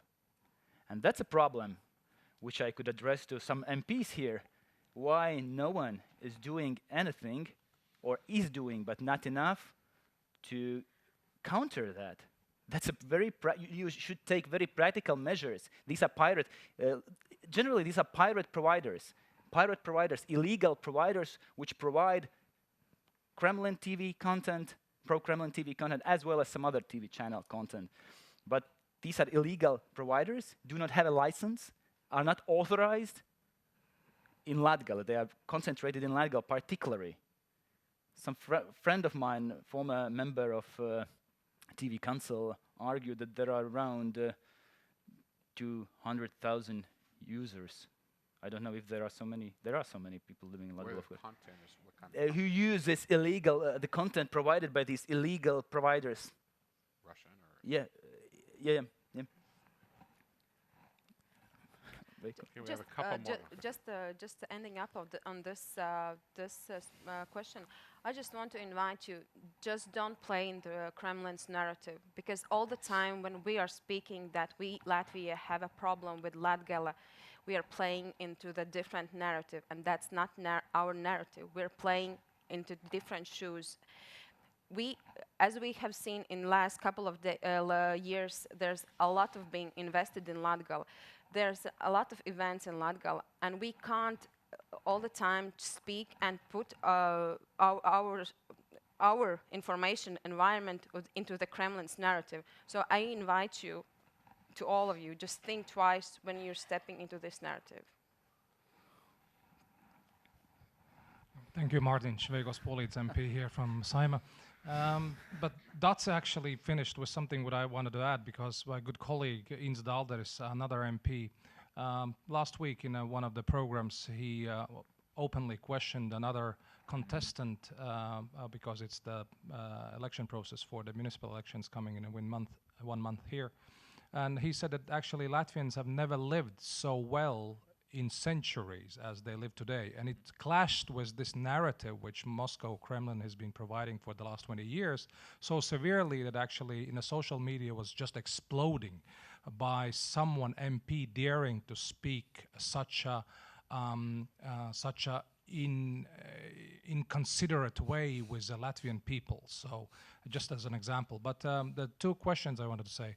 First, Martin, you said about the programs. Yes, I visited Rēzekne months ago, and actually we realized that actually it's not only the problem that there are these illegal TV providers there, and we are dealing with that concerning the law on electronic media, because it also doesn't provide a level playing field, because all Latvian parties have to submit the financial records for the Corruption Prevention Bureau. However, our very esteemed left-wing, they themselves call Social Democratic Party, Harmony Center, they are having advertisements and many programs on Kremlin TV, which Corruption Prevention Bureau has no clout over. So it's not really a level playing field. So therefore, we think that we can finally get a grip on this. And finally, Donald, you said that actually it's a good that research has started, but it's a question whether really the barrage in social media really influences the voters' intentions. I think it does, and I just want to have another example to provide here. It was 2015, the refugee crisis. Here I see Hungarian ambassador as well. Hungary, all the countries involved, and that was a time when really barrage of lies and fake media was flooding all the media, and actually that was after Ukraine, and a lot of was learned after that, and Stratcom was becoming operational at that time. But it really influenced people's minds, because at that time, for a while, I imagined myself as the only sane person, because the rest of the people, including professors and university teachers, had got simply mad. And then finally, when they learned that actually most of these videos from questionable media sites have been lies, then this kind of feeling subsided. So just as a small comment, thank you. I agree with you. I just have the handicap of a PhD in political science. So I would feel comfortable with a more comprehensive understanding and then build the policy in reaction to that. The title of this panel is partly Force Protection in the Information Space, and we have to wrap up. But we have, a lot of people have, I think, rightly focused attention on the Zapad military exercises as something not only possibly threatening, but something which will tell us a lot about how all of this works. And I think state the obvious when I say I fully expect a much higher level of Russian information activity surrounding these exercises. And you've seen already how the side drama of the events of Belarus, how already jumped up the attention given to it. So it's going to be a very interesting 4 or 5 months leading up to it. Okay, we break for lunch now. Peter, any lunch announcements? Upstairs. Thank you for all, and thank you for coming, and thank you to our panelists.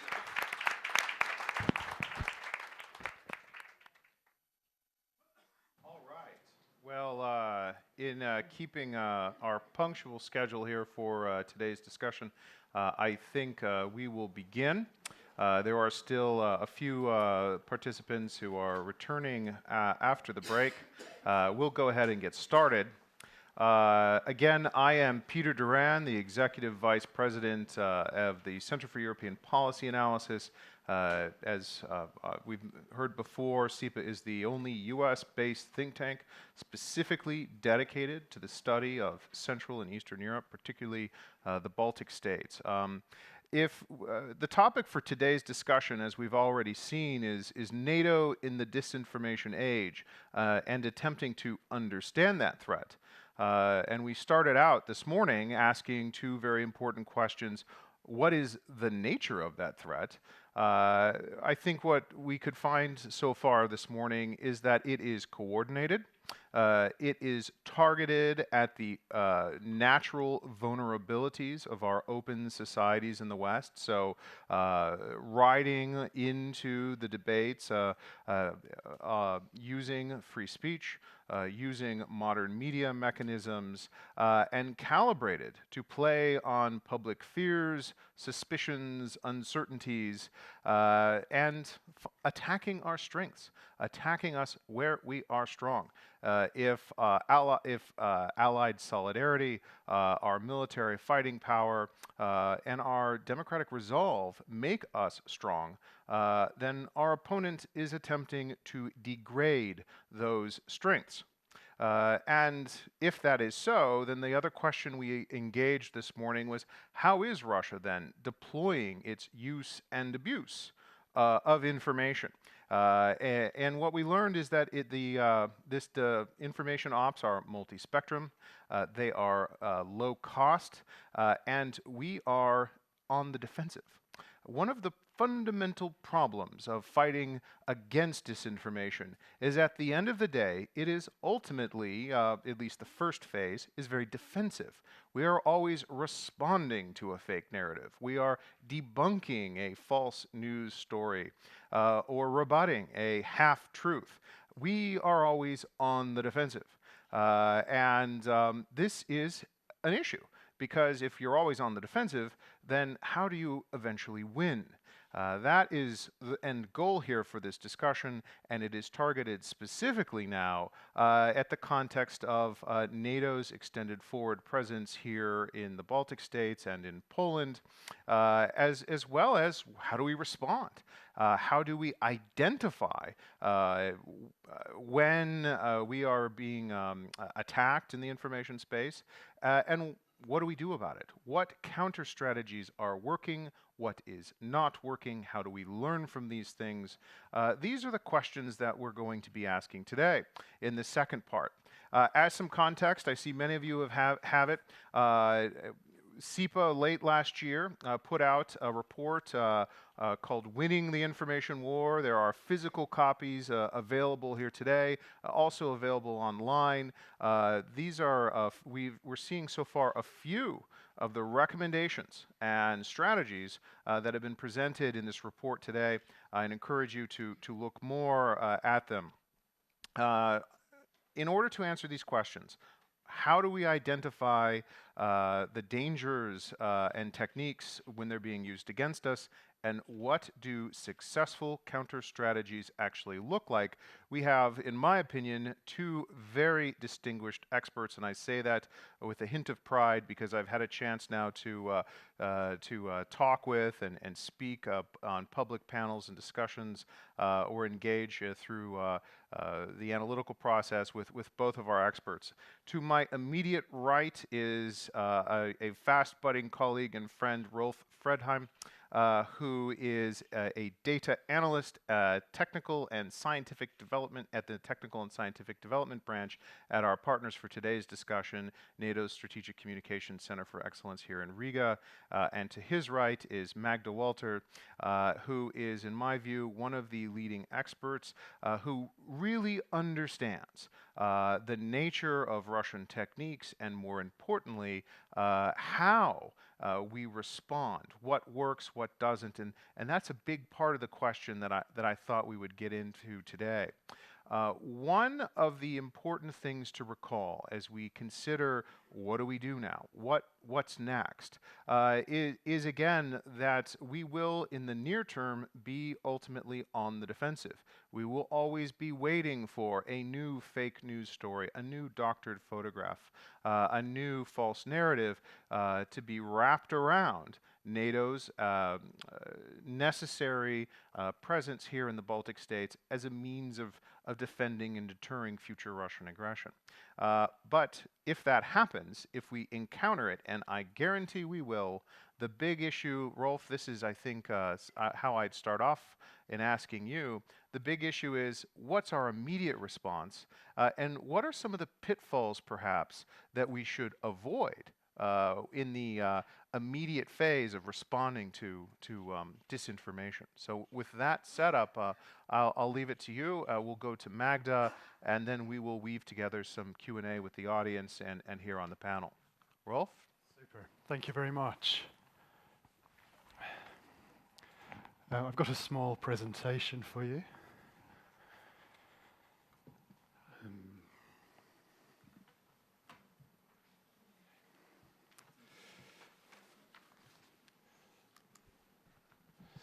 Thank you, Peter, for the kind introduction and the opportunity to speak with you again.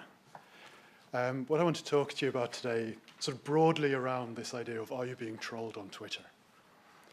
So at the center, when we study online activity, we use statistical methods and big data sets. But you don't really need to be a programmer in order to get a handle on virtual manipulation. And what I want to do today is to suggest a few reasons why you should be concerned about political trolling, and to give a few practical tips about what you can do to actually protect yourself and to recognize it when you're targeted by it. So there's 3 parts to this presentation. First up, this idea of virtual manipulation or trolling. Next, different types of information activities that we see. And thirdly, what you can do in practice. So back in the stone ages of the internet, trolling was quite a simple phenomenon, right? It was the idea of provoking somebody online, to make somebody really angry or to make them cry. A successful troll would find this really amusing. Nowadays, when we talk about trolls, we also talk about all sorts of political phenomena.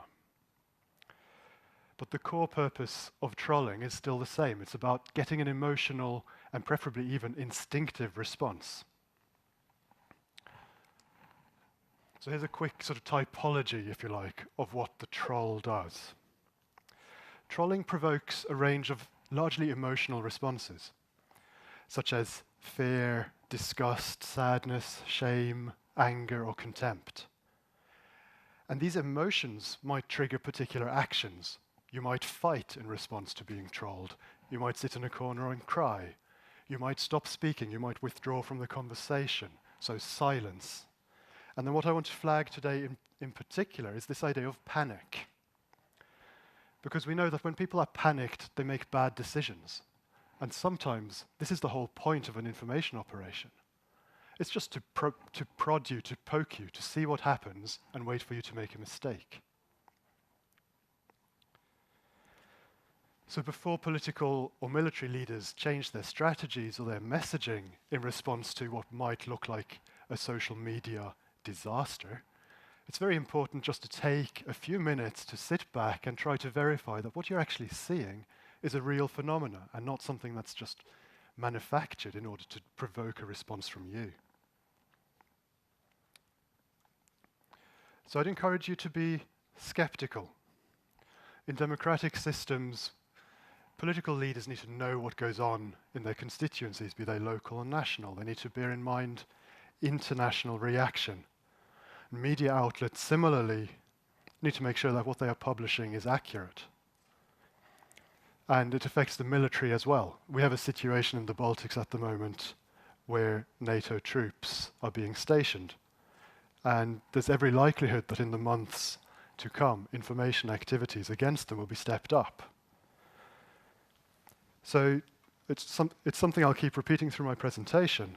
When you see something on social media, you need to verify that what you're seeing reflects the real conversation. Because there's a whole raft of organizations that are involved in manufacturing effects on social media, from individuals who do it for the fun of it, like the old-fashioned troll, but also corporations, organizations, covert lobbying groups, nation-states. And there's a cottage industry, and not just a cottage industry these days, in manufacturing fake grassroots campaigns to make it look like concerned or outraged citizens are voicing opinions when in fact this might be automated or it might be run out of a factory somewhere. And the idea here is almost always the same: to fake public opinion about a product or an idea or a policy to create the impression that it's much more popular or much less popular than it really is. So again, anybody who wants to measure social media as an indicator of what people are thinking needs to look very carefully to try to identify that they are not themselves the intended or unintended victim of political trolling. So there's 4 relatively simple tests that anybody can do with a computer to verify that an effect you're seeing online is in fact the real deal. The first thing you want to look for is patterns in content and user activity. So the idea here is if you've got a lot of accounts that look the same, that are saying the same thing, those accounts might be fake. Then what they're talking about might also be fake. Secondly, use geo tools. Make sure that the message is coming from the right place. Thirdly, check other platforms. If you're seeing something on Twitter but nothing on Facebook, that's in itself strange. And finally, look beyond social media for verification. Opinion polls are really cheap these days. At the center, we see online campaigns all the time. And we see two principal groups of activities coming out of Russia. Firstly, there's what we should just think of as criminal activity. There's things like hacking and online abuse campaigns. And then secondly, you've got information operations of various types. And I've split them into two. One is disseminating content as widely as possible. Here there are large intended and unintended audiences. And then the second is targeting individuals. And this is where military and political leaders and journalists need to be especially aware. These are all serious forms of activity, and they all require their own types of responses. Criminal trolling is like old-fashioned harassment. So in the past, public figures might have received death threats or letters in the post. Now they're much more likely to receive abuse online. And while social media makes it much easier for people to get in touch with elected officials, it also makes it much easier to harass people. And so in particular, we're seeing attempts to break into social media accounts, to release phone numbers, to release compromising material. And the bottom line here is laws exist to deal with this stuff. It's hard to apply laws to the internet, it's hard to legislate, but there is progress at the moment, and there is hope that we are moving in the right direction here. So just recently there was one US woman who took her harassers to court after a really vile online campaign. So these criminal cases might be run out of teenagers from a teenager's bedroom. It might just be an individual operating 100 accounts. It looks huge, it's terrible. It might just be one person. It could also be a really organized effort coming out. Often we see this from Russia, where harassment is used to silence voices. The best known case is that of Jessica Aro, the Finnish journalist who received, frankly, appalling abuse, including people calling up her cell phone and sort of firing guns and sending letters supposedly from her dead father, etc. The purpose of these campaigns, like when you're harassing journalists like that, the idea is always to silence them, to prevent more critical coverage coming out. And then with influence operations, as I said, they can be very broad. They can have large unintended audiences. And this is the stuff of troll farms, where you have paid commenters that aim to dominate discussion fields on newspaper articles, to spread fake news, to maybe promote stories about Putin or negative ones about Western leaders, especially to get a story trending in social media. We see this a lot. So we've already seen this picture today. This is from our friends at the DFR lab. Doran, who made the graph, is in the audience today. And it illustrates a trend that we've seen quite a lot, where fake news is combined with automated activity, and content moves from the margins relatively quickly through mainstream into international media. This is the story of 3,600 US tanks being deployed to Eastern Europe, when in fact the number is much smaller. But the reason this resonates is, if you're worried about NATO build-up in the East, you might not check the numbers, and otherwise, the story has an element of truth to it. So it's playing with this idea of a bit of truth, a bit of fiction, and something terribly explosive comes out of it. This story in particular was promoted very widely on Facebook, which I'll get to in a minute. And then it went international. And the question we get is this kind of thing effective, right? People read something in the news, does it have an impact? We think in most cases probably very little effect, but sometimes it does have an effect. And here, this is one of those where we know, we've had visitors at the center, senior international partners, who've mentioned this 3,600 tanks number to us in private conversation. So sometimes these things do spread very widely. And then there's this idea of more targeted campaigns. Excuse me. Where political and military leaders are at particular risk.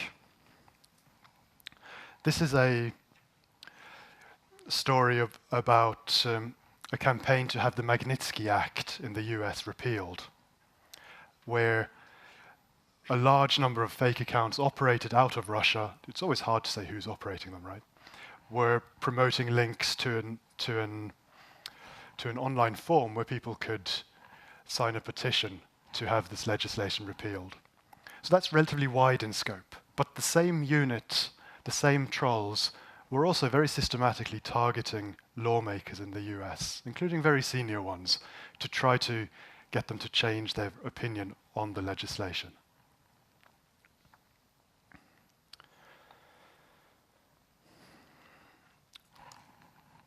So here is this idea that I flagged to start with about panicking.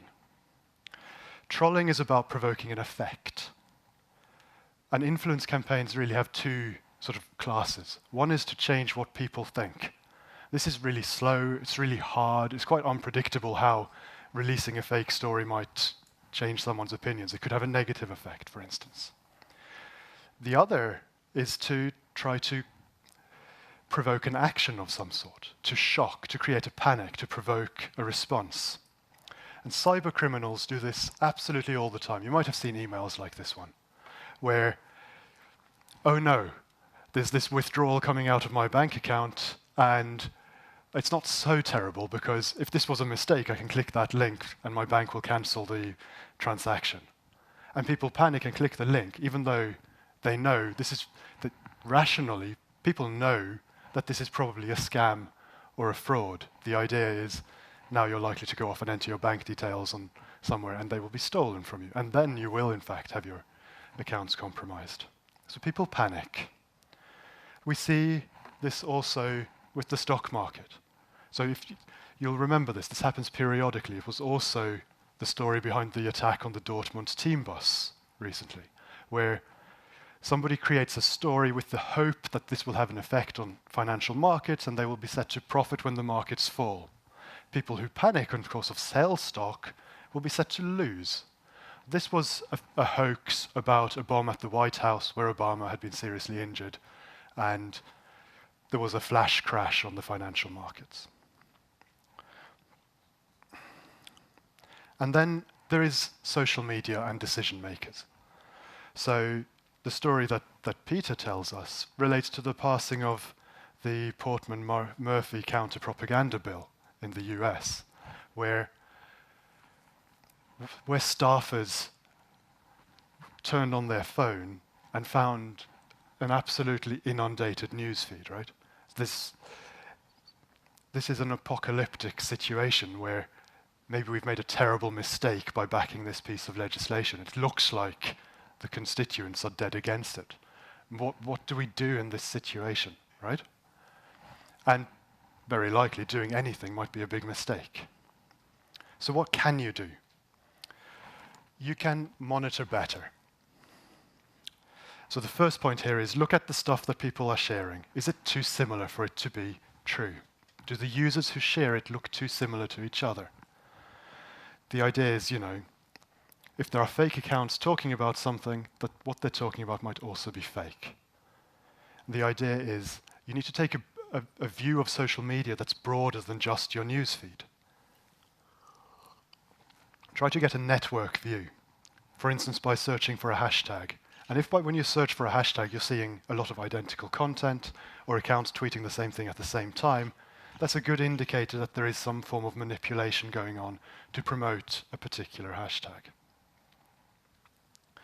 So you can look for any kind of visual similarity between accounts. I'm thinking things like profile pictures, banner photos, date of creation, message content, watermarked photos, etc. Check out the DFR's lab's work. They do a lot of great activity in this field. So yesterday when I was preparing this content, I wanted to find an example of some bots on Russian Twitter, and it took me about 10 seconds. So anybody who's spent any time on Russian social media at all will recognize this kind of thing. This, I found this by looking at what was trending in Russia, and Sakhalinia was trending, which means in Sakhalin, which is kind of a strange topic to be trending because it's a single word, not the nominative form. And it relates to a press release that the FSB had put out that 2 men had been detained for terror-related activities in Sakhalin. And at the same time, there were hundreds of Russian accounts that were just tweeting this content at the same time. So it's the most transparent automated activity you can think. I don't think it's an information campaign per se, but it's very transparently automated. So just looking at this, FSB published a video of the, somebody help me out here, of the capturing of supporters of ISIS on Sakhalin. Right? And then this lady's profile picture says she joined in April 2010. And then if you look on the timeline, you've got very similar accounts saying exactly the same thing at exactly the same time. We have the laser thing, so all of them have 36 minutes, right? So that's more or less simultaneous. The delay is me taking print screens.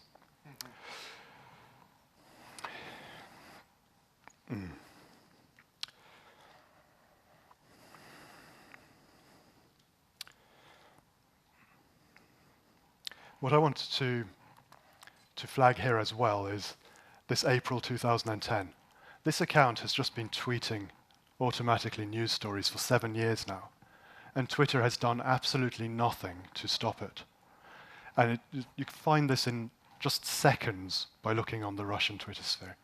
And what that means is there's very limited attempts to stop the possibility of large bot armies congregating and then being activated for a topic. And we see this every time anything happens in Russia, if Nemtsov is assassinated, political elections are disputed, etc. Hashtags are just totally flooded with junk, and no action is ever taken. So if Twitter's listening, I'd encourage them to police the RuNet or the Russian Twitter space a bit better. Okay, so how do we find where this is coming from? Reverse image searches are just unbelievably useful. So in her case, she's one of the most attractive women in the world from Bulgaria. So you right-click, you search Google for this image, and you find the other pages where this picture is featured. And clearly here, it's just been stolen and put in a different context. Now, this idea of looking at other platforms. If you see something on one platform but not on others, that's a sign that it might be really being promoted aggressively in one place. So this story about the 3,600 tanks, you'll notice the total number of shares is in the region of 28,000, of which 27,800 were on Facebook and 166, hardly any at all, on Twitter. So that points to some quite serious levels of manipulation going on to boost those Facebook numbers. Now, the problem for us when we analyze Facebook content is it's such a closed system. We have reason to believe there's a lot of fake activity there, but we can't get access to this data. But people, the researchers who experiment and create fake Facebook accounts, they don't get closed down very quickly. People who create honeypots to run campaigns to see how effective ads are and then look where are the clicks coming from. They estimate 70% of Facebook clicks might be from automated or fake accounts. So there's huge amounts of fake activity.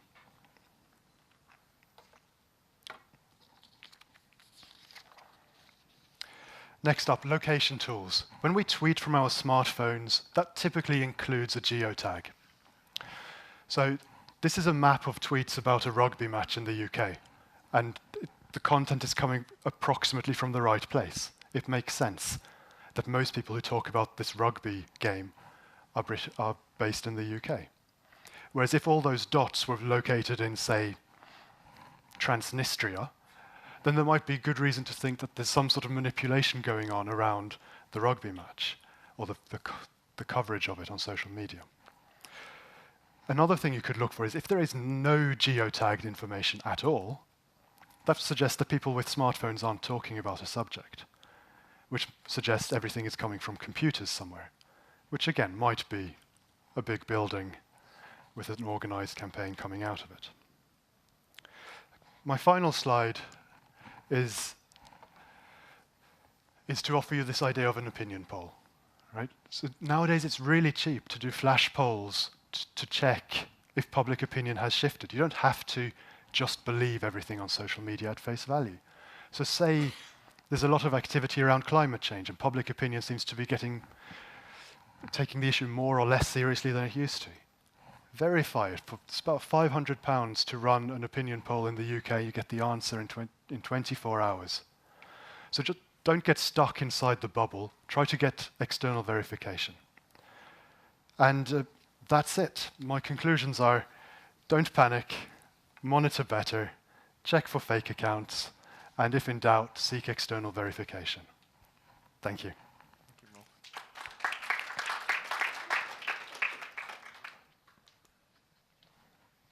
All right. Rolf, as always, I find these kinds of presentations, these practical assessments of the emerging techniques and almost holes in the armor of Russia's disinformation campaigns to be very useful. I really liked your summation. When we look at the do's, the don'ts, and the dangers of political trolling, I thought a lot of them were very practical, whether or not it's to verify the source or just to stay smart, to look for a narrative echoing inside a very narrow reach, to look for coordinated network behavior, and to ask basic questions like, is this organic? How do we identify that? It sounds to me, though, and I'll give you this question to think about as we transition to Magda, so you'll have a chance to answer. But it sounds to me like we're approaching an arms race of sorts in the information space. Whether or not, we have bot armies and bubble wars versus polls and truth. When it comes to that arms race, how do we respond? Does fact-checking work? And if so, how do we know what demographic it works best with? Russia tends to use a lot of powerful emotional narratives to target groups and demographics that aren't really interested in facts. So in this arms race of information, what can we begin to do to not only start winning that race, but to gain a substantial advantage? So think on that. Magda, if Rolf laid the table for us for, okay, we're in a situation where we're facing a crisis. We should not panic. If we go through and realize, all right, well, this is maybe a fake story, an attempt to make something trend, what do we do in that case, and how do we maybe respond to more organic trends? What happens when a fake trend gets traction? We've learned a lot in the past 3 years from the experiences of the Ukrainians who have been in a day-to-day fight against this. So we can learn a lot from Central Europeans and Baltic allies in how we do this. So I wonder if you could talk to us in your presentation then about what do successful strategies look like? Where are we succeeding? And most importantly, where are we failing? Where are we really dropping the ball here? Peter. I just wanted to start this by saying I'm very grateful that you invited me to speak at this forum, because while I'm not of this community in terms of military and stratcom issues as much as I am from the journalism field, but I find that there's a lot of conversations going on, but we often also talk in our bubbles and don't share experiences and expertise enough, probably. We don't integrate this enough. So I'm very grateful to offer this journalism perspective, especially since the earlier panel had questions about some of these things, and perhaps I can build on some of them. May I start by responding to your point, Peter, about being on the defensive?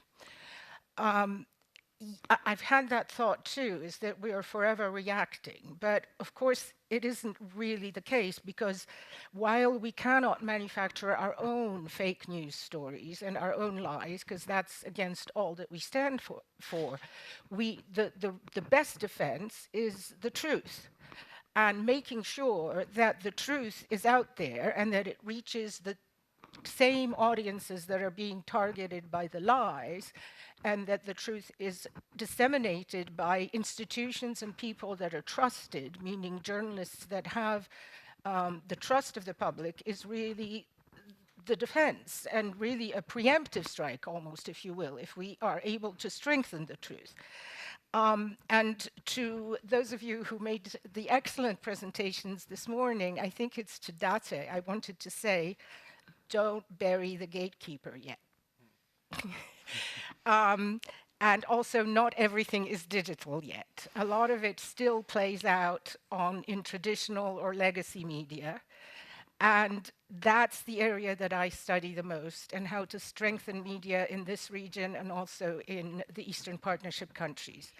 And I want to take you back for a moment to a study that happened a couple of years ago, and I will just briefly refer to it because it sort of set the foundation for some of the solutions that are being applied now in terms of strengthening journalism in the region. And that's the European Endowment for Democracy study on alternatives for independent Russian language media in the Eastern Partnership countries. And I do want to ask who is familiar with the findings. The study in full wasn't published, but I just wanted to ask so I won't be saying things that people already know. Would you mind raising your hand, please? I think it'd be useful to be useful, yes? Okay. So the premise was it was quite a detailed 6-month study on which 6 authors and editors worked.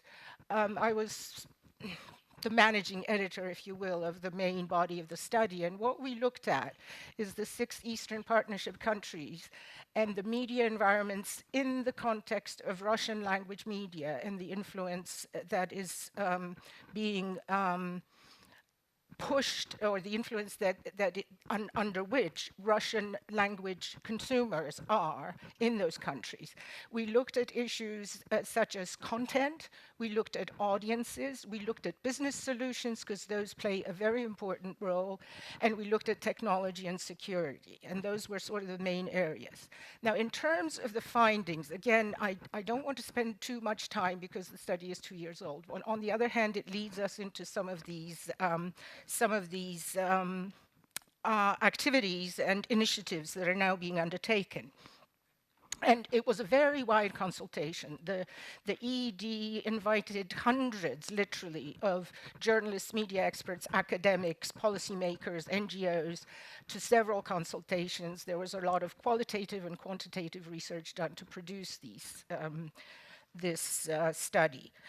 Some of the things that were found have already been mentioned this morning, but to really emphasize some of these things, let me say that while we're looking at these countries, the Baltics were not included, but a lot of these findings would apply to Baltic audiences as well, that we're clearly looking at very diverse cultural and historical and economic and political environments in all these markets.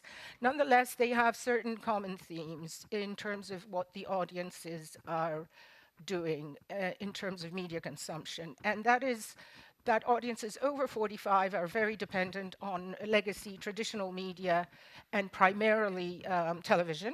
Television is a major tool, as it is a major tool in the Kremlin's toolbox, both in the Russian language through federal Russian channels, as well as various surrogates or various controlled, Kremlin-controlled channels in the respective countries, and in terms of Russia Today, which does it for foreign language, and Sputnik, of course, not as television, but for foreign languages. And the other thing that we found, and then subsequent studies found something also similar, but almost in reverse, that it is not just ethnic Russians that consume Russian TV in these countries. These are often people who have this kind of Soviet nostalgia for the old times or for World War II, or people of a certain generation. And it's really entertainment, it's not news content that they're drawn to, because the production values of their local media are so much lower.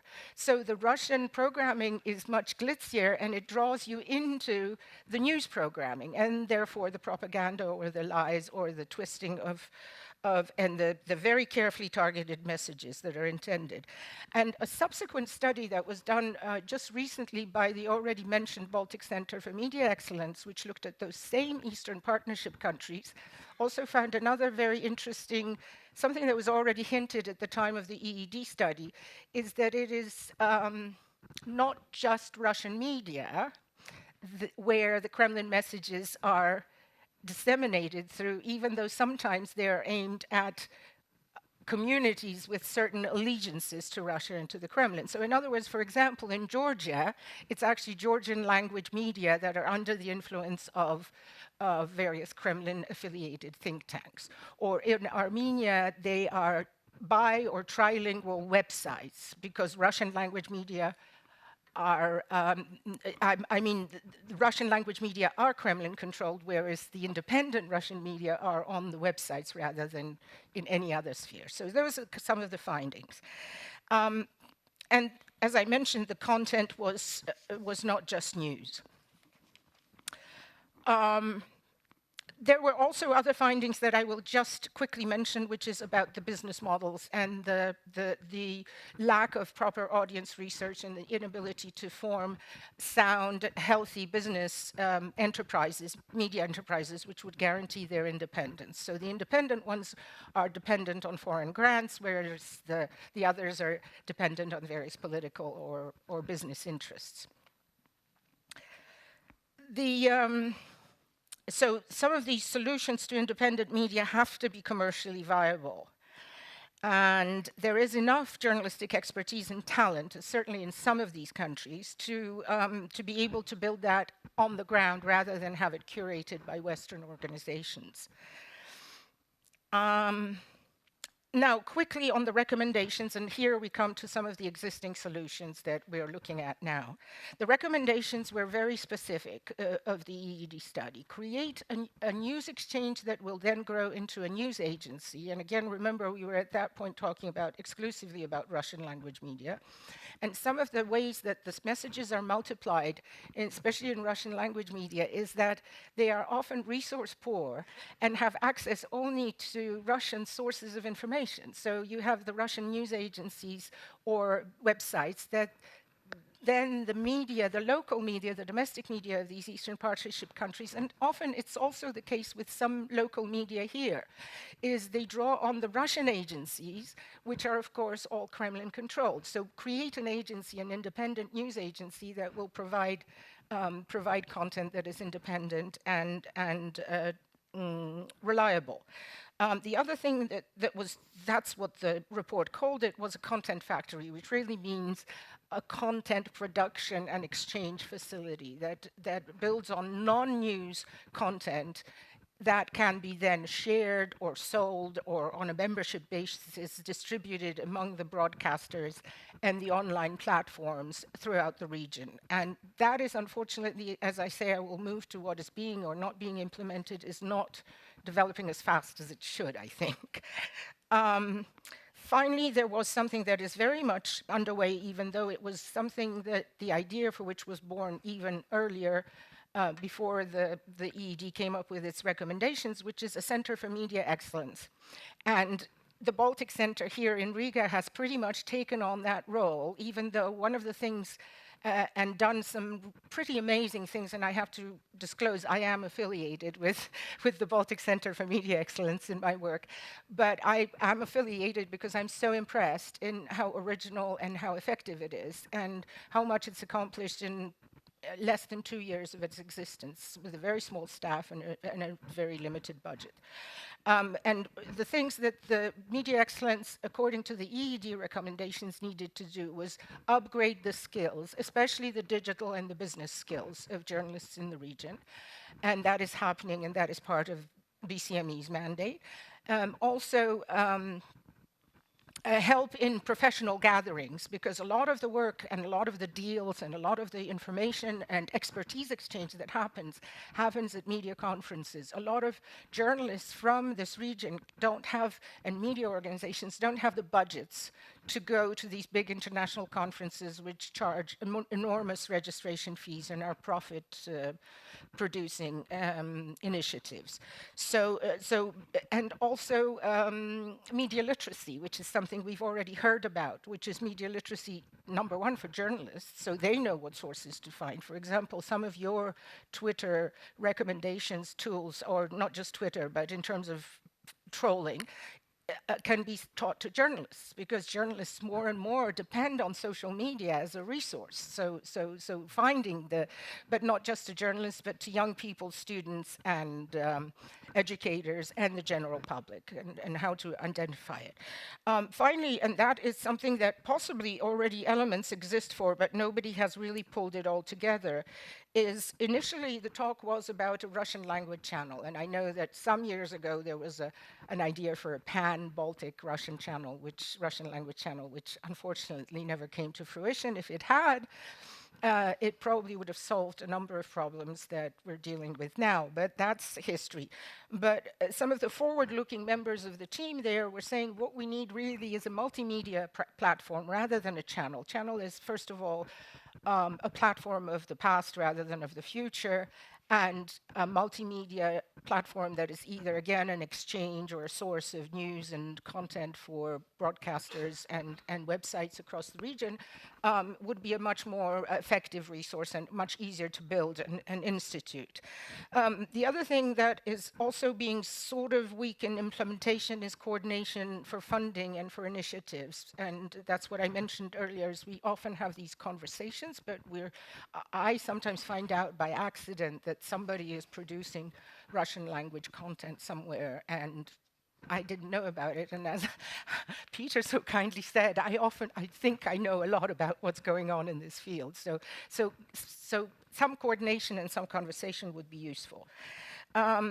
What has happened now is, I mentioned the Baltic Center for Media Excellence. There is also a sort of proto-news agency that is happening, that is operating out of Prague and is being curated by the Free Press Unlimited media development organization from the Netherlands, and it has several media organizations as its members, and the content is created within that organization and shared among its members. I say proto-news agency because a news agency would have subscribers and would make its content available to all its members. And that probably should be happening faster. And again, here, Western donors and expertise would help a great deal. There is work on what we call the content factory, whatever you want to call it, a content distribution platform or sharing platform. The European Endowment for Democracy has put out calls for proposals for documentaries from producers both in the Baltics and in the Eastern Partnership. They're focusing on Russian language, but again, we're finding from a more recent study that it's not just in Russian that we need to feed these independent media content to them.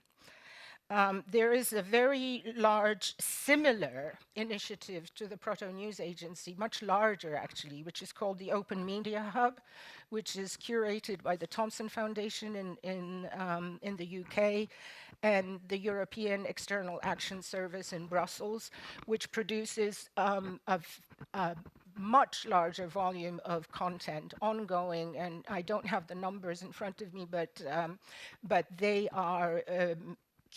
are soliciting materials from different countries in the Eastern Partnership. Also, they're working on North Africa, so the whole European neighborhood, if you will. And it's from local journalists, and it's then distributed throughout the region through the Associated Press newsfeed, which is a regular form of obtaining agency material by news organizations. And one benefit of that initiative is that it's also going to the Western subscribers to APTN.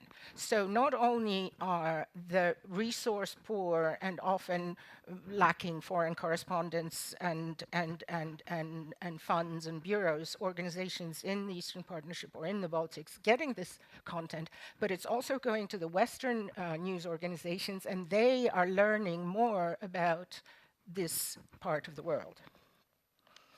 there's also some efforts by other news development organizations that I think I'm supposed to be wrapping up. So I will quickly talk about, because I can't really We miss. can engage more through Q&A. But I just would like to wrap up with the sort of 3 things that I think we could be doing better.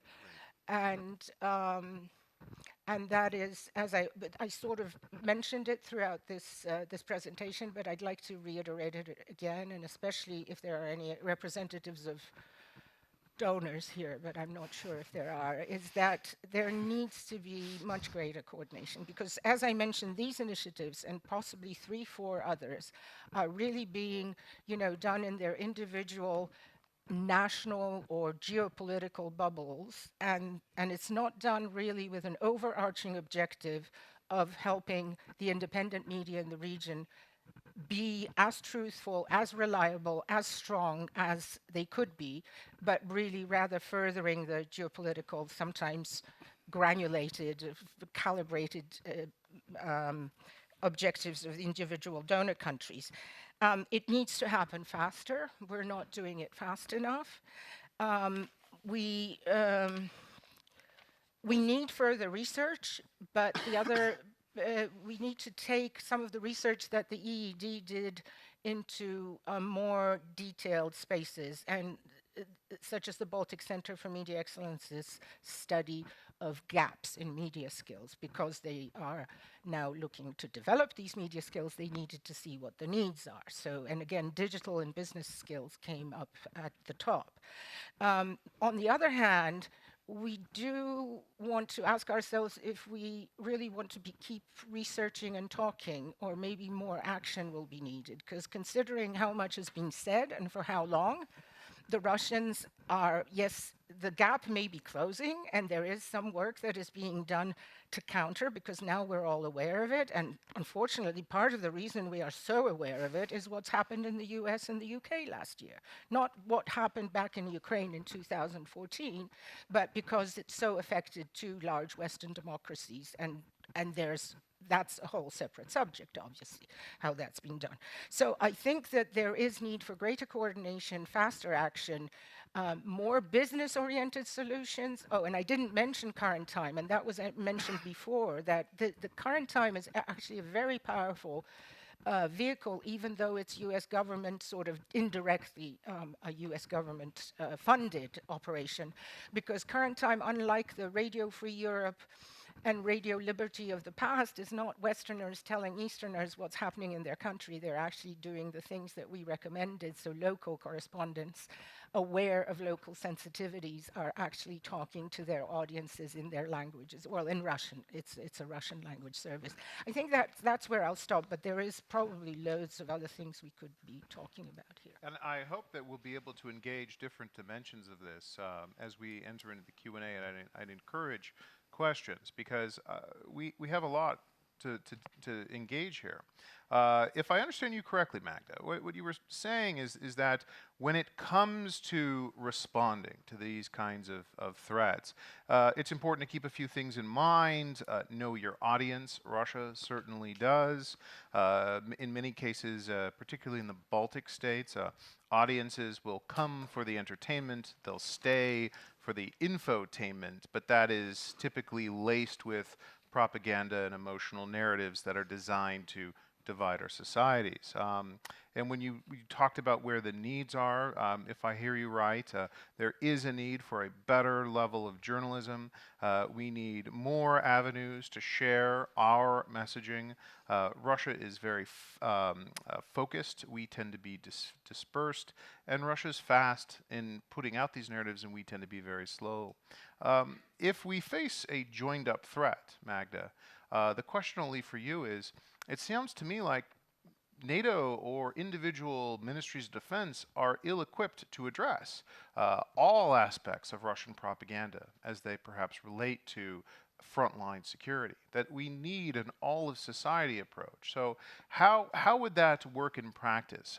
Is it enough to have just factual rebuttals to issues of how many tanks are in this armored brigade, or is it enough just to have facts? And who then should be ideal for developing counter-narratives and counter messaging? So I'll leave that with you to think about, because I gave Rolf a pretty tough question. Rolf, you've had a chance to think about it. If we are in an arms race, and we are facing a variety of techniques which are at times outpacing us, how do we begin to win that arms race? And maybe specifically, what does victory look like? Yeah, thank you. It's an absolutely fantastic question. I think the short answer is I hope we're not in an arms race, and I'll try to explain why. There's so much that's said about how the Russian media environment is hermetically sealed and we struggle to get our messages into Russia when we try to do so. And we just need to recognize our social media companies as a part of soft power in the same way that we think of traditional media outlets as part of soft power. So we need to maybe help them to function better in that way. So we need these spaces to be open. We need them to work. The Russian model is to shut them down when it's not working well. So that's why they're asking Western companies to put servers in Russia for better access to the data, to be able to cut them off if need be, etc. So we need to look at ways of just cutting down the amount of spam and fake activity that goes on within these networks, so that they can be vehicles for expressing ideas. So after the Arab Spring, there was all this hope that social media would allow for all kinds of horizontal mobilization. A lot of those hopes have been confounded, but there are structural things that can be done to enable them. So can we engage in sort of a war of bots? I think to quite a real extent, that's something we don't want to be doing, because it's against our values, right? We believe in people's right to choose their information sources, to some form of informational self-determination. And if we end up with a space where everything is post-truth, where everything is automated and manipulated and gamed, and you just have to sit back and be overwhelmed, then that's kind of a battle where we've already lost.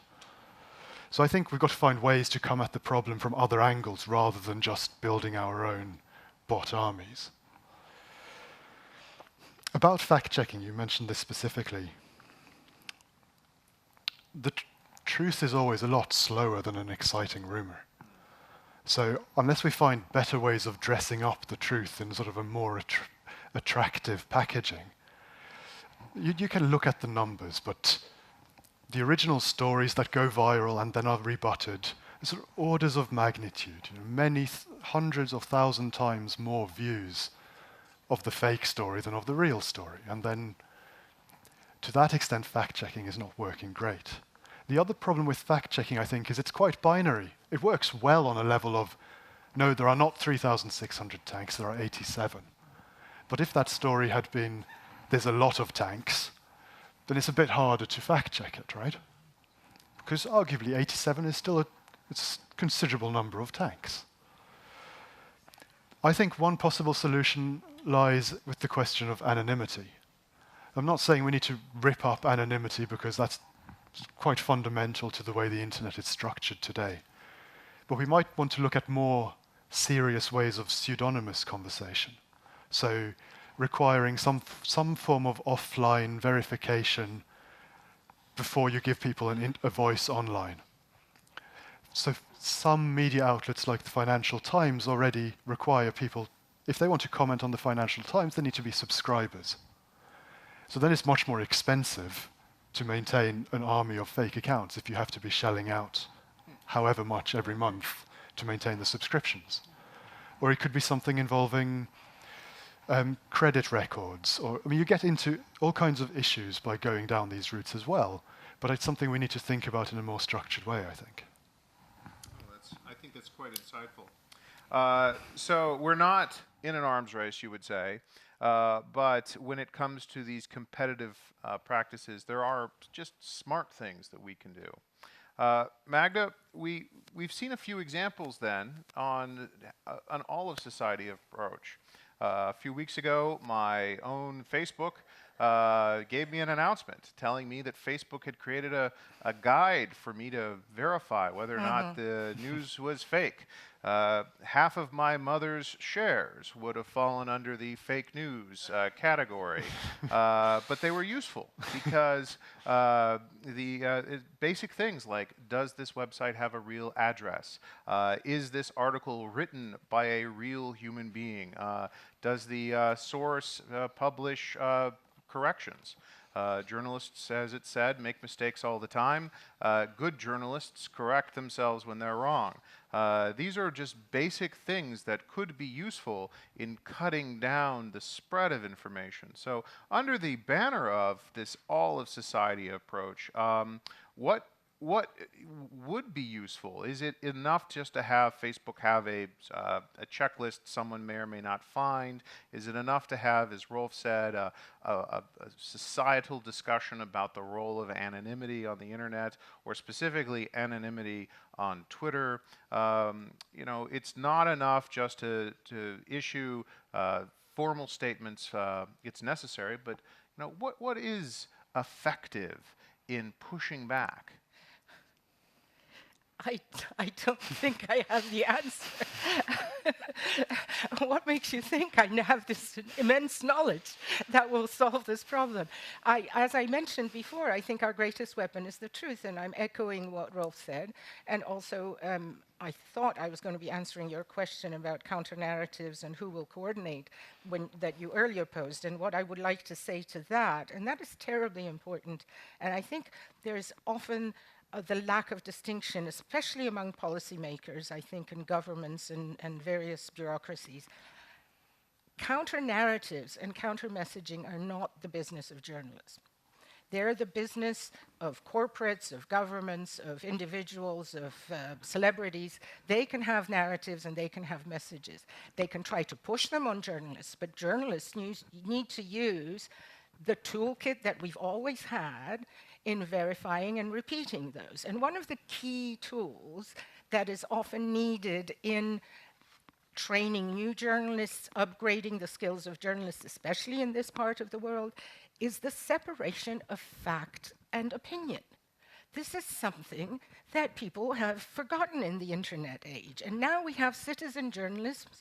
As the publisher of ProPublica, the American investigative news site, once said, "You talk to me about citizen journalists, how would you like to be operated by a citizen neurosurgeon?"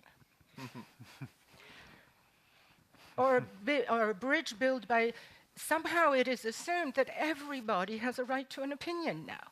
And one of the most important facts of journalism is that you separate facts and opinion. And you do look at whether the facts are true, and those are pretty easy to check. However, opinions like the ones, for example, that came out of the Civil Society Forum as disseminated in Russian language media in the Eastern Partnership, such as EU policy is completely dependent on the United States, or the US goal is to weaken the EU and to prevent its rapprochement with Russia. The European Union and its institutions and policies are coming to an end. Those are opinions, and those need to be labeled as opinions, and they need to be treated as opinions, and everybody's entitled to their opinion. And of course, fighting those bubbles is possibly also a very important solution.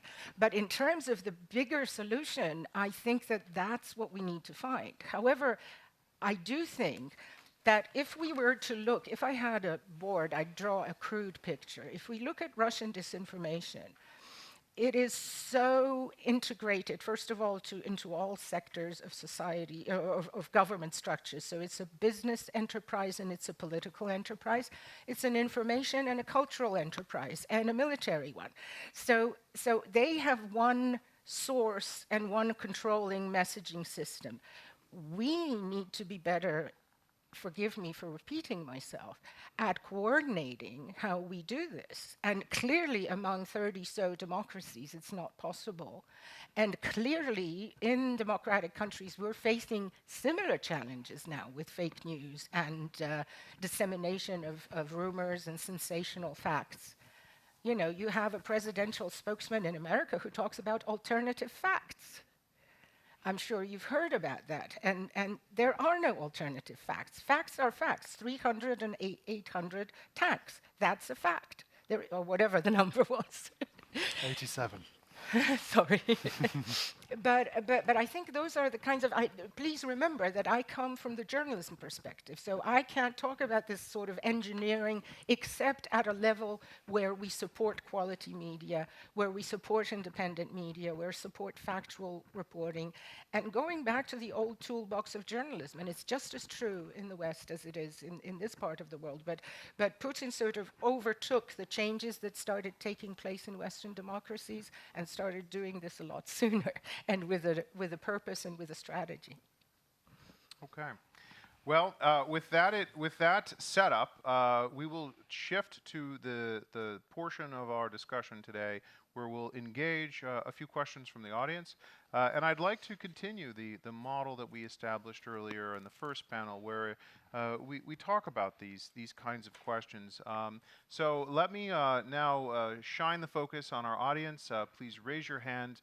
We will have a microphone ready. I'd ask you to stand, and if you could also identify yourself, and we'll take our first question. Yes, please. Vegos Polīts, Latin Parliament. Actually, I have a couple of questions. First, Rolf, you mentioned that perhaps if there would have been a Twitter representative, perhaps it would be advisable to get those botnet armies off the screen. However, looking on the recent example on civic activity versus the Fox News anchorman with many companies withdrawing advertisements, it wouldn't be better to have some kind of governmental activity that governments on the EU level, European Parliament level, for example, would be addressing Twitter, for example, and then hoping that other governments would follow up? This is one question. And from the same point, question to Magda, actually I have two questions to you, is that you will speak about advertisements and the civic action against the Fox News, then it's been reiterated by one of the CEPA activists, also Edward Lucas, saying that actually one of the reasons why particularly Kremlin media is so successful in its entertainment is because it's supported by the Western companies advertising on these airwaves. So shouldn't be a start of naming and shaming campaign and getting them bloody off the airways, so we wouldn't giving them tools by ourselves to brainwash the people's minds. And the second question, when you spoke about the media literacy, this is a very good thing, and there are many initiatives which are happening in Latvia at this very moment, but at the same time we see shrinking of time and space, and so therefore as a former lecturer at the university, if formerly it was hard to get people to read more than 5 pages, now it's an even problem to have someone read A4 format because people are simply focused on 140 signs or maybe just a signature, the header of the article. So people are lazy to even open an article and they just go for the sensational headers. So is it maybe there is something for the editors and the journalism to do as well, that instead of clicking madness on having sensational headers, maybe to think something about really making people to read those articles? Because I've been witnessing many times in social media that people get very emotional, they lash out without even reading the article because they were just focusing on the header. So these two questions, thank you. I thought those were very good. So, Rolf, is there a regulatory solution? Is there an advertising solution? And for Magda, what is the role of journalism? Has the quest for clicks altered the core purpose and focus of contemporary journalism. Rolf and then Magda. So I suppose the problem with getting social media companies to get rid of fake accounts is that the share price of social media companies tends to correlate quite strongly with the number of active users. And you can say whatever you like about bots, but they're very active users.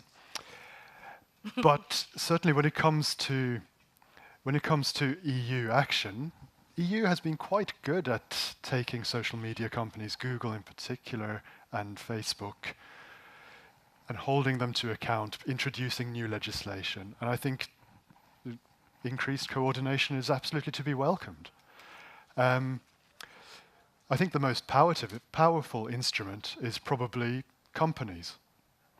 So we saw recently the example with the YouTube ads, where companies started withdrawing advertising from YouTube videos because they found that their ads were being cross-posted with sort of extremist content. And YouTube, that's Google, very quickly responded and tried to make some changes. We'll see how successful they've been.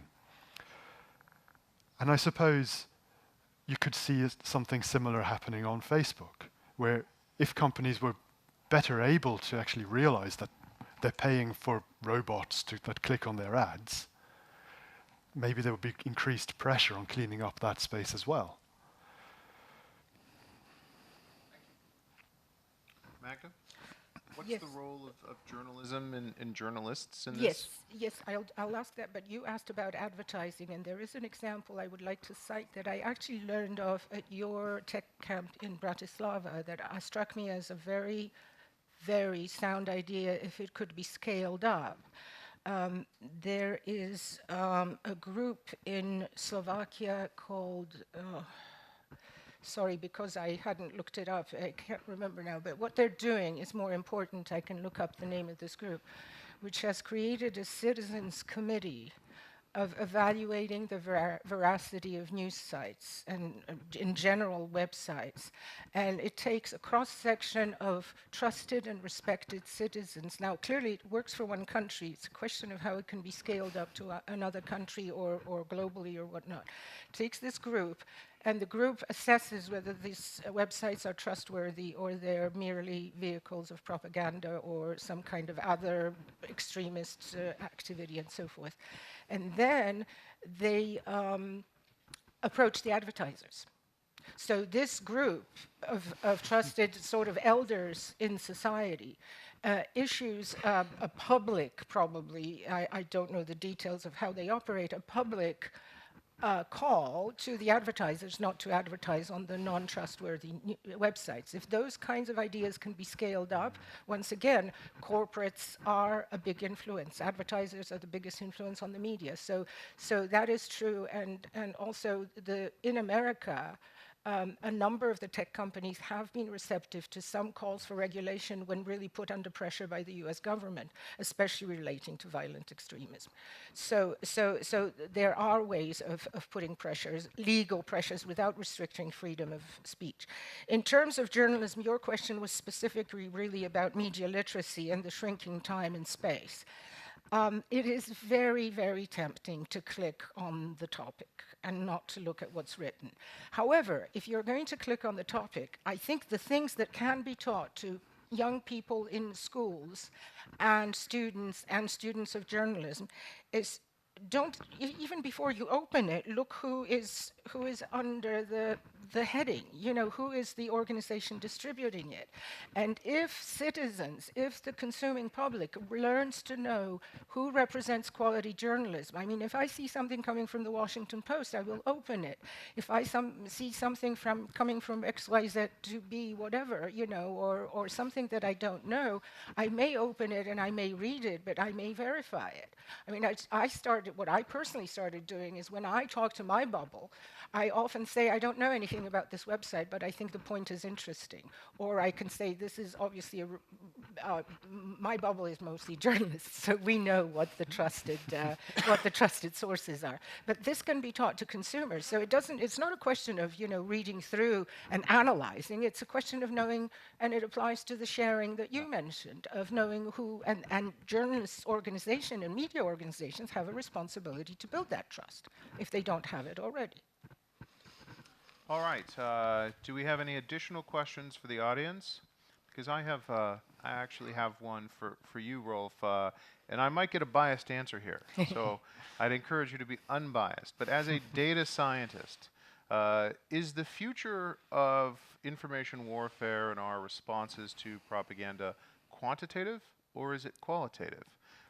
Increasingly, as your presentation has shown, we need a greater level of technical sophistication, of quantitative metrics and measurements to track how narratives are laundered through the information space.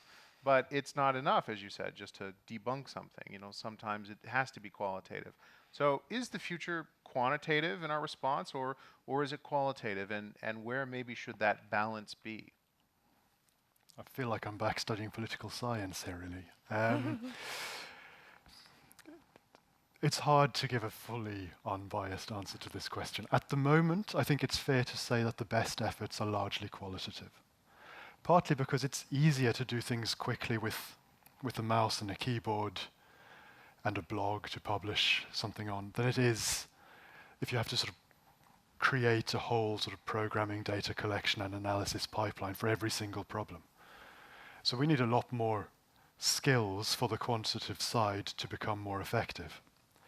What we do see when we look at the fake and the automated accounts is that they are getting more and more sophisticated all the time. Increasingly, these are accounts that might be operated by humans most of the time, but then suddenly at a particular moment in time, they're sort of rented out to an algorithm.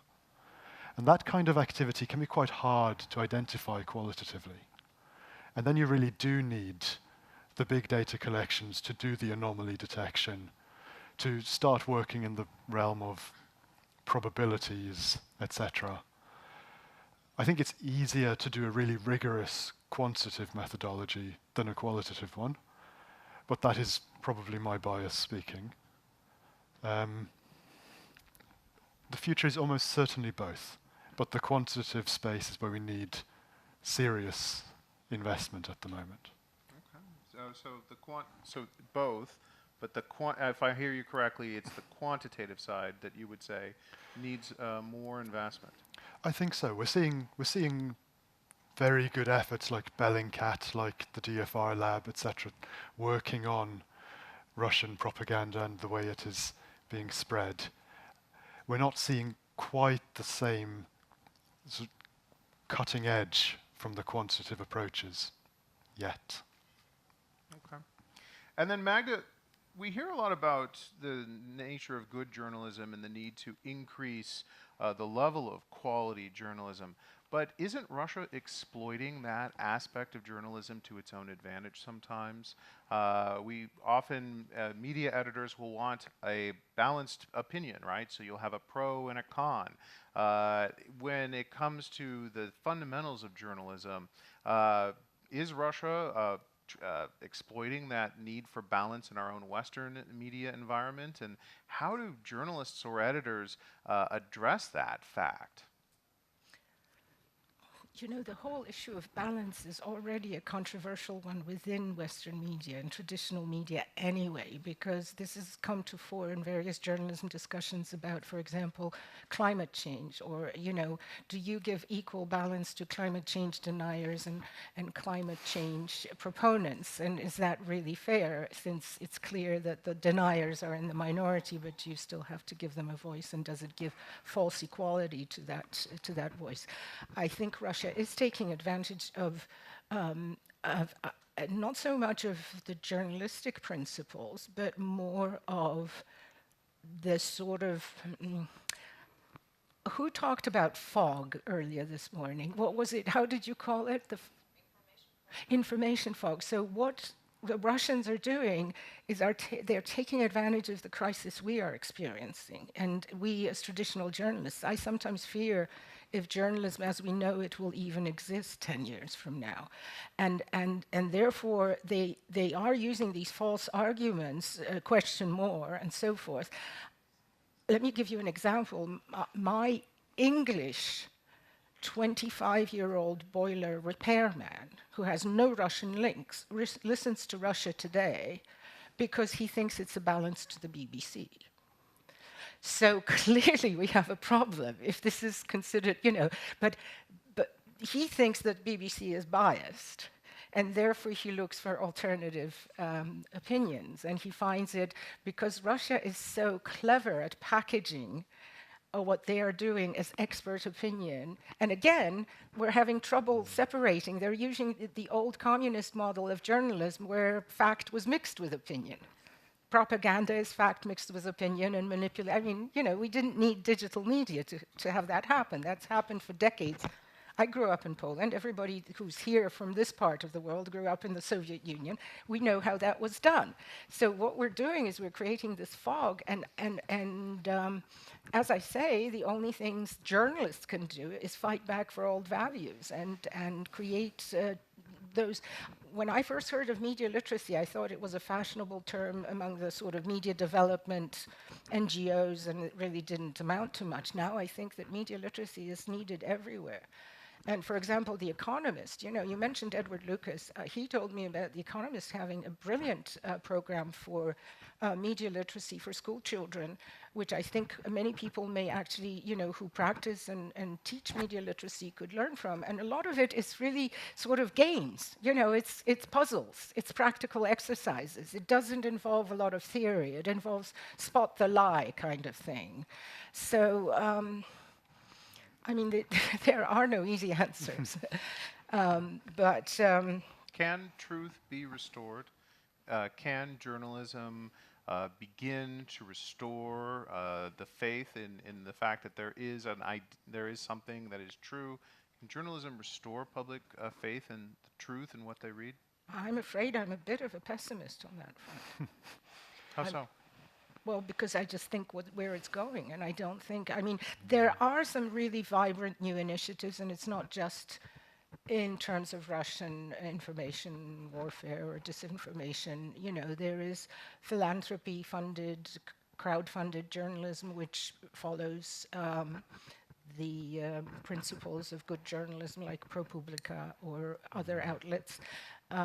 There is also a trend in journalism, which is interesting and controversial, which is called constructive or solutions journalism, which has to do with the premise that not everything is bad news or controversial or scandalous or sensational, that there are issues, that there are social issues and social problems that need to be addressed by solutions, and it's journalism's responsibility to report those solutions. Now, some people dismiss this and think this is not really journalism because it's good news journalism, and good news journalism is not journalism, it's PR.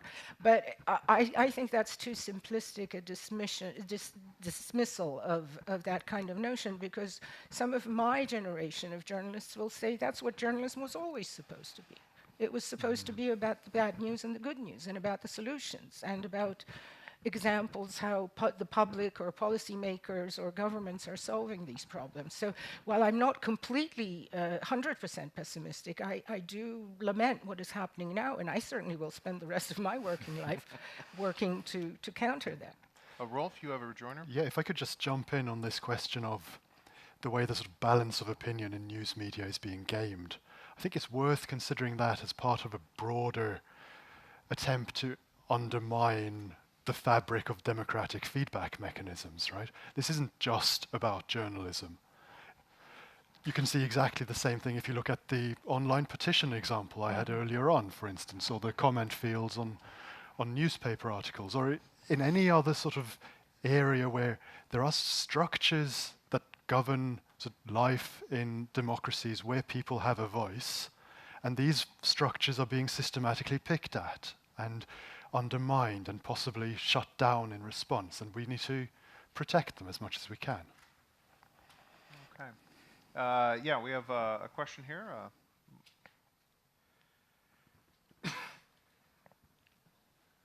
Perhaps my question will be off the topic, general topic you have here, but just to use an opportunity and ask something which maybe has been important for me for some time already. Magda, to you, question. From your perspective, from your journalistic perspective, how do you see public officials, politicians in Western countries? Should they ignore Kremlin media when they asking interview like RT, for example. What's your take on this? You mean actual government officials? Or some other pro-Kremlin channel. Should we begin to treat Russia Today not as a media source, but to or Russia Today, but all Kremlin media outlets as not in the same category of traditional journalists? Absolutely. Absolutely. I mean, if I were media advising any of these politicians or even corporates or genuine academics, because of course these propaganda channels use people whose credentials you often can't verify, but they're labeled experts as shorthand, and we don't really know the affiliation or the record or anything of this person. If I were the media advisor for a certain politician or a certain corporate leader, I would definitely tell them don't go on. And I had an example where I actually did it. Because I'm not a journalist anymore, I'm a consultant, so I can speak about my political affiliations. I was active in Democrats Abroad in the UK before the election last year. And I helped with media relations. And we got a request from a feature show that ran on Russia Today. And one of the tricks that they wanted a spokesperson for Democrats Abroad for their program. And one of the things they did, because they know they have a credibility problem, they listed everybody, credible people who had actually been on the show. Now, we really were too busy to check if these people were, or to get involved with them about if they really were, and educating them about being. But we just said no. We just basically turned them down. We didn't give them an interview. We also didn't give an interview to TRT Turkey, for the same reason, because they're propaganda mouthpieces. And if that's a very important question for media relations experts and advisors and PR, in-house PR advisors and departments. Are there any challenges also the standards of media, Western media, understanding,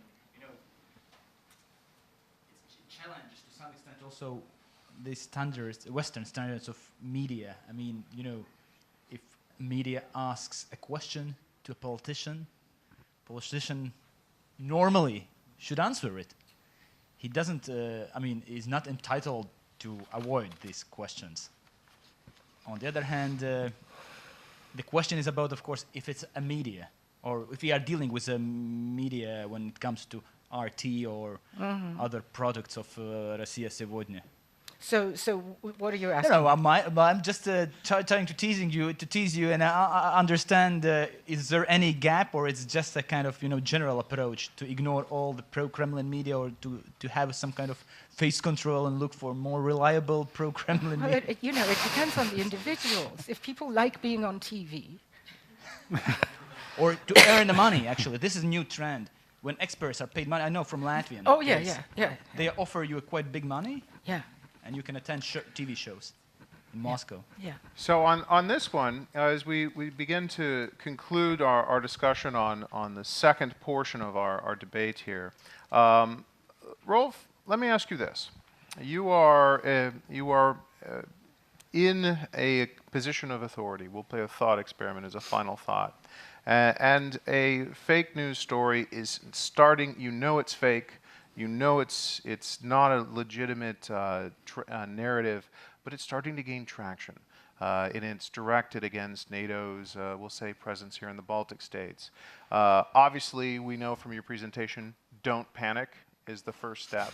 But as a final wrap-up, what would be that one additional useful piece of advice that strategic communications experts in the security field can grab onto in the early phases of a narrative blitz against them?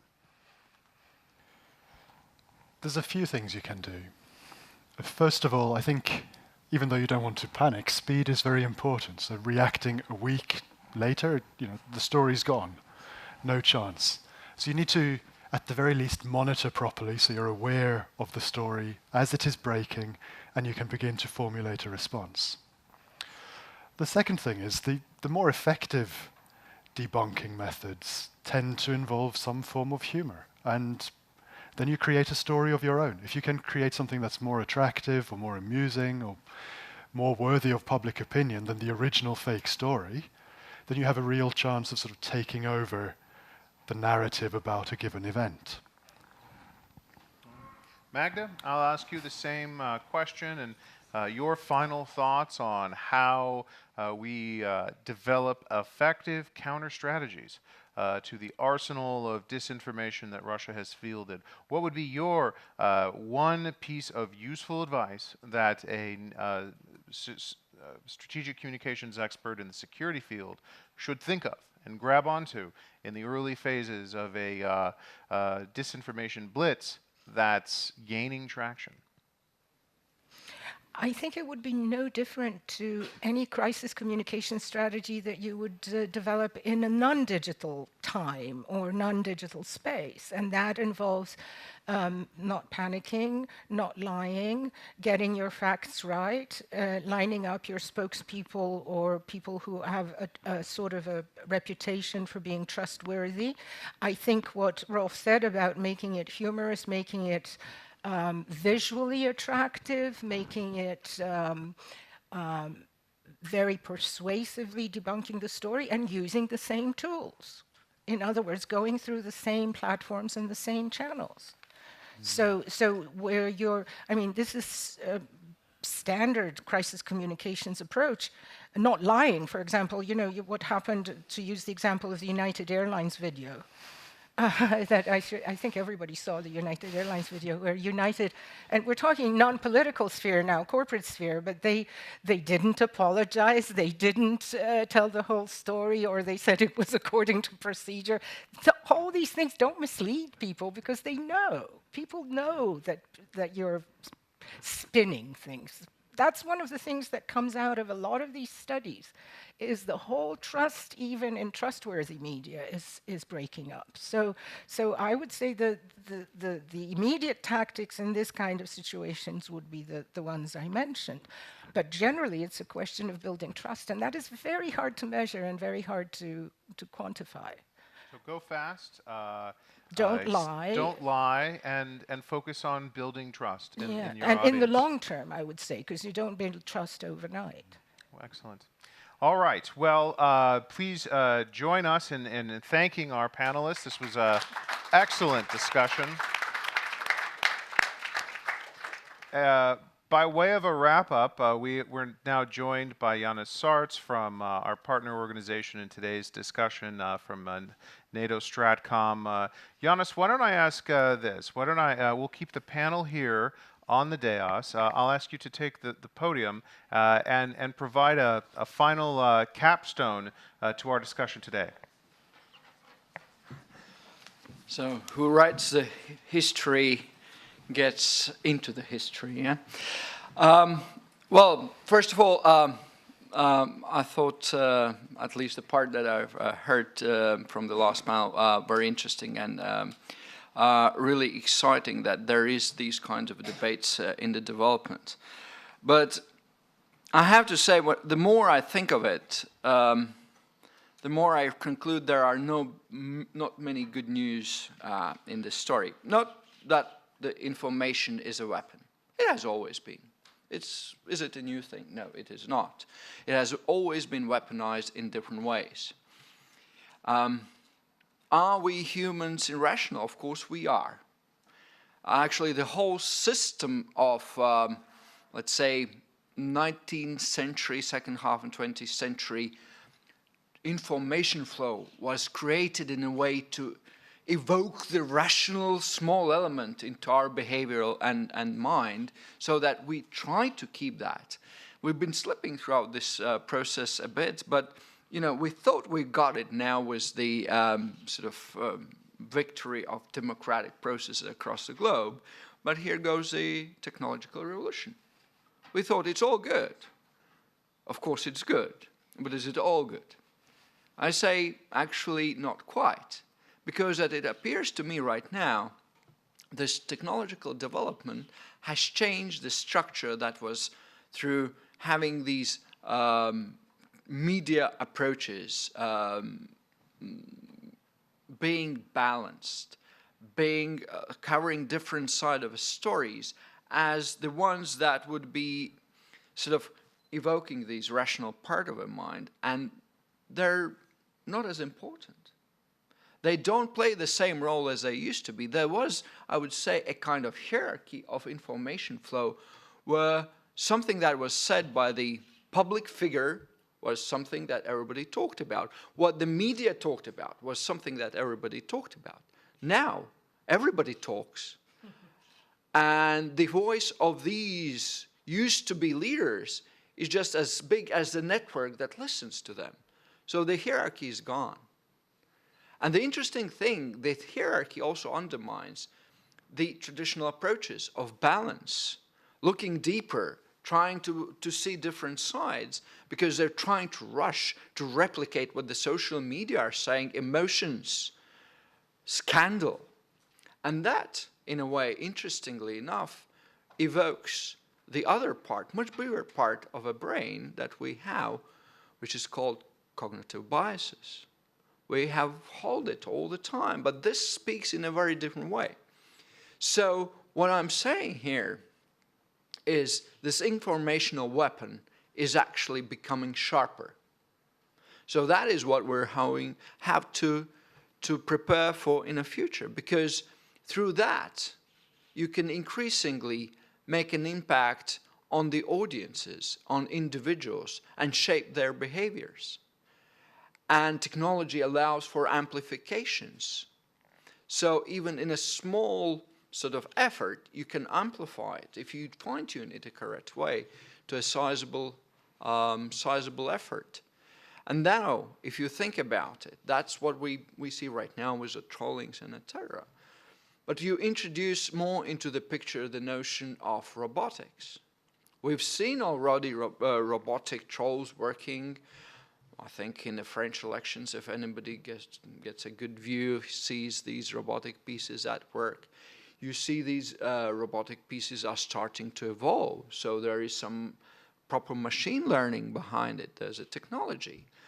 And then when you think about how you take and can use data, which is what many people say the oil of the 21st century, and certainly is a profitable business as much as you can measure it by the Facebook standards. That is a data company by and large. If you take that data, apply the proper understanding of the individual through that data, of course not relying it to, this and this person, but in abstractum through the software programs, and then fine-tune whatever information you send to the individual in the same way you do that with an ad, like shoe ad, or suit ad, or tie ad, you can really get a profound effect.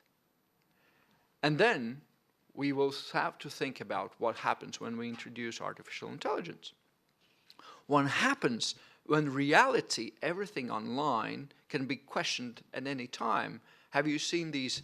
I think that Stanford University has this technology where you can real-time manipulate the visual of the person who talks on TV. So you can manipulate whatever you want to put in it. You can put a face, you can put a voice. Who tells what was the reality? And then some of the processes in neurological development and combining that with the technologies. I think we're up for much more intense environment. And the thing is, we have to be prepared. And as we stand right now, we are lagging behind. Is it a paradox to me? We're talking about Russia doing these things. We're talking about Daesh doing these things. But by and large, both use our technology and our know-how. They're just the first ones to combine. That demonstrates to me one thing, that is lack of ability to concentrate on the things that matter. That is where I think the biggest leap has to be done. And I hope now, by and large, by the events demonstrated around us throughout the elections in places. Now we see in France, I think we'll see some in Germany. We will have to start understanding that we have to invest in ability to confront it. And the point is, the militaries would not save you on this. Because even if we can inoculate the military force or a given operation like enhanced forward presence, if the society is not, it doesn't matter. So it has to be much more profound and much wider than that. And to me, it is something that we can do. There are no quick games at it will be race all the time, because the technologies would allow for new ways to talk or to increase these biases of old human poor souls that we are. And that is where I think the effort has to be, when we have to, with each step, to think through how we keep the resilience of the societies, to keep the ability to decide, to keep ability to elect, to keep ability to have a representative democracy that is functional. And that is where I think the stakes are right now. But I think at least in this group there are people that understand that. I hope in this group people leave this room better educated on the subject. And the last thing I want to say is this new environment also tells another thing. This is not an area where you can say, well, government fix it or military fix it. That only depends on the societal response. If society is not ready to engage, especially in the democracy, civic society is not there to take up arms against a sea of troubles, it will be futile. Governments are not, by definition, well equipped for that. It has to come from the civic society. I think the democracies are well placed to command that, but you have to awake the societies, and that's what we have to do. Thank you, Anders. Thank you. All right. Well, we began this morning. We began this morning with an assessment of the threat. We considered counter strategies, and I think we had a mixed opinion as to where we stand. There was some sobering assessments, frankly, in how hard this battle is going to be to win. I would encourage all of you to continue the conversation online. Both NATO Stratcom and CEPA's Stratcom program are exceptionally active in producing new content and analysis. I will again give a plug out for our own organization. You've seen an example of some of our work. There is much more available online. And as Giannis said, it is not, the solution will, I believe that, will not come from one source, whether be it government or military, but it will come from multiple sources. This is what is ultimately our core strength as an alliance and as the democratic West, and that is why I have faith that we will ultimately prevail and that trust can indeed finally be restored. So thank you again for coming. This concludes our discussion, and again, one more round of applause for all of our participants today. Thank you.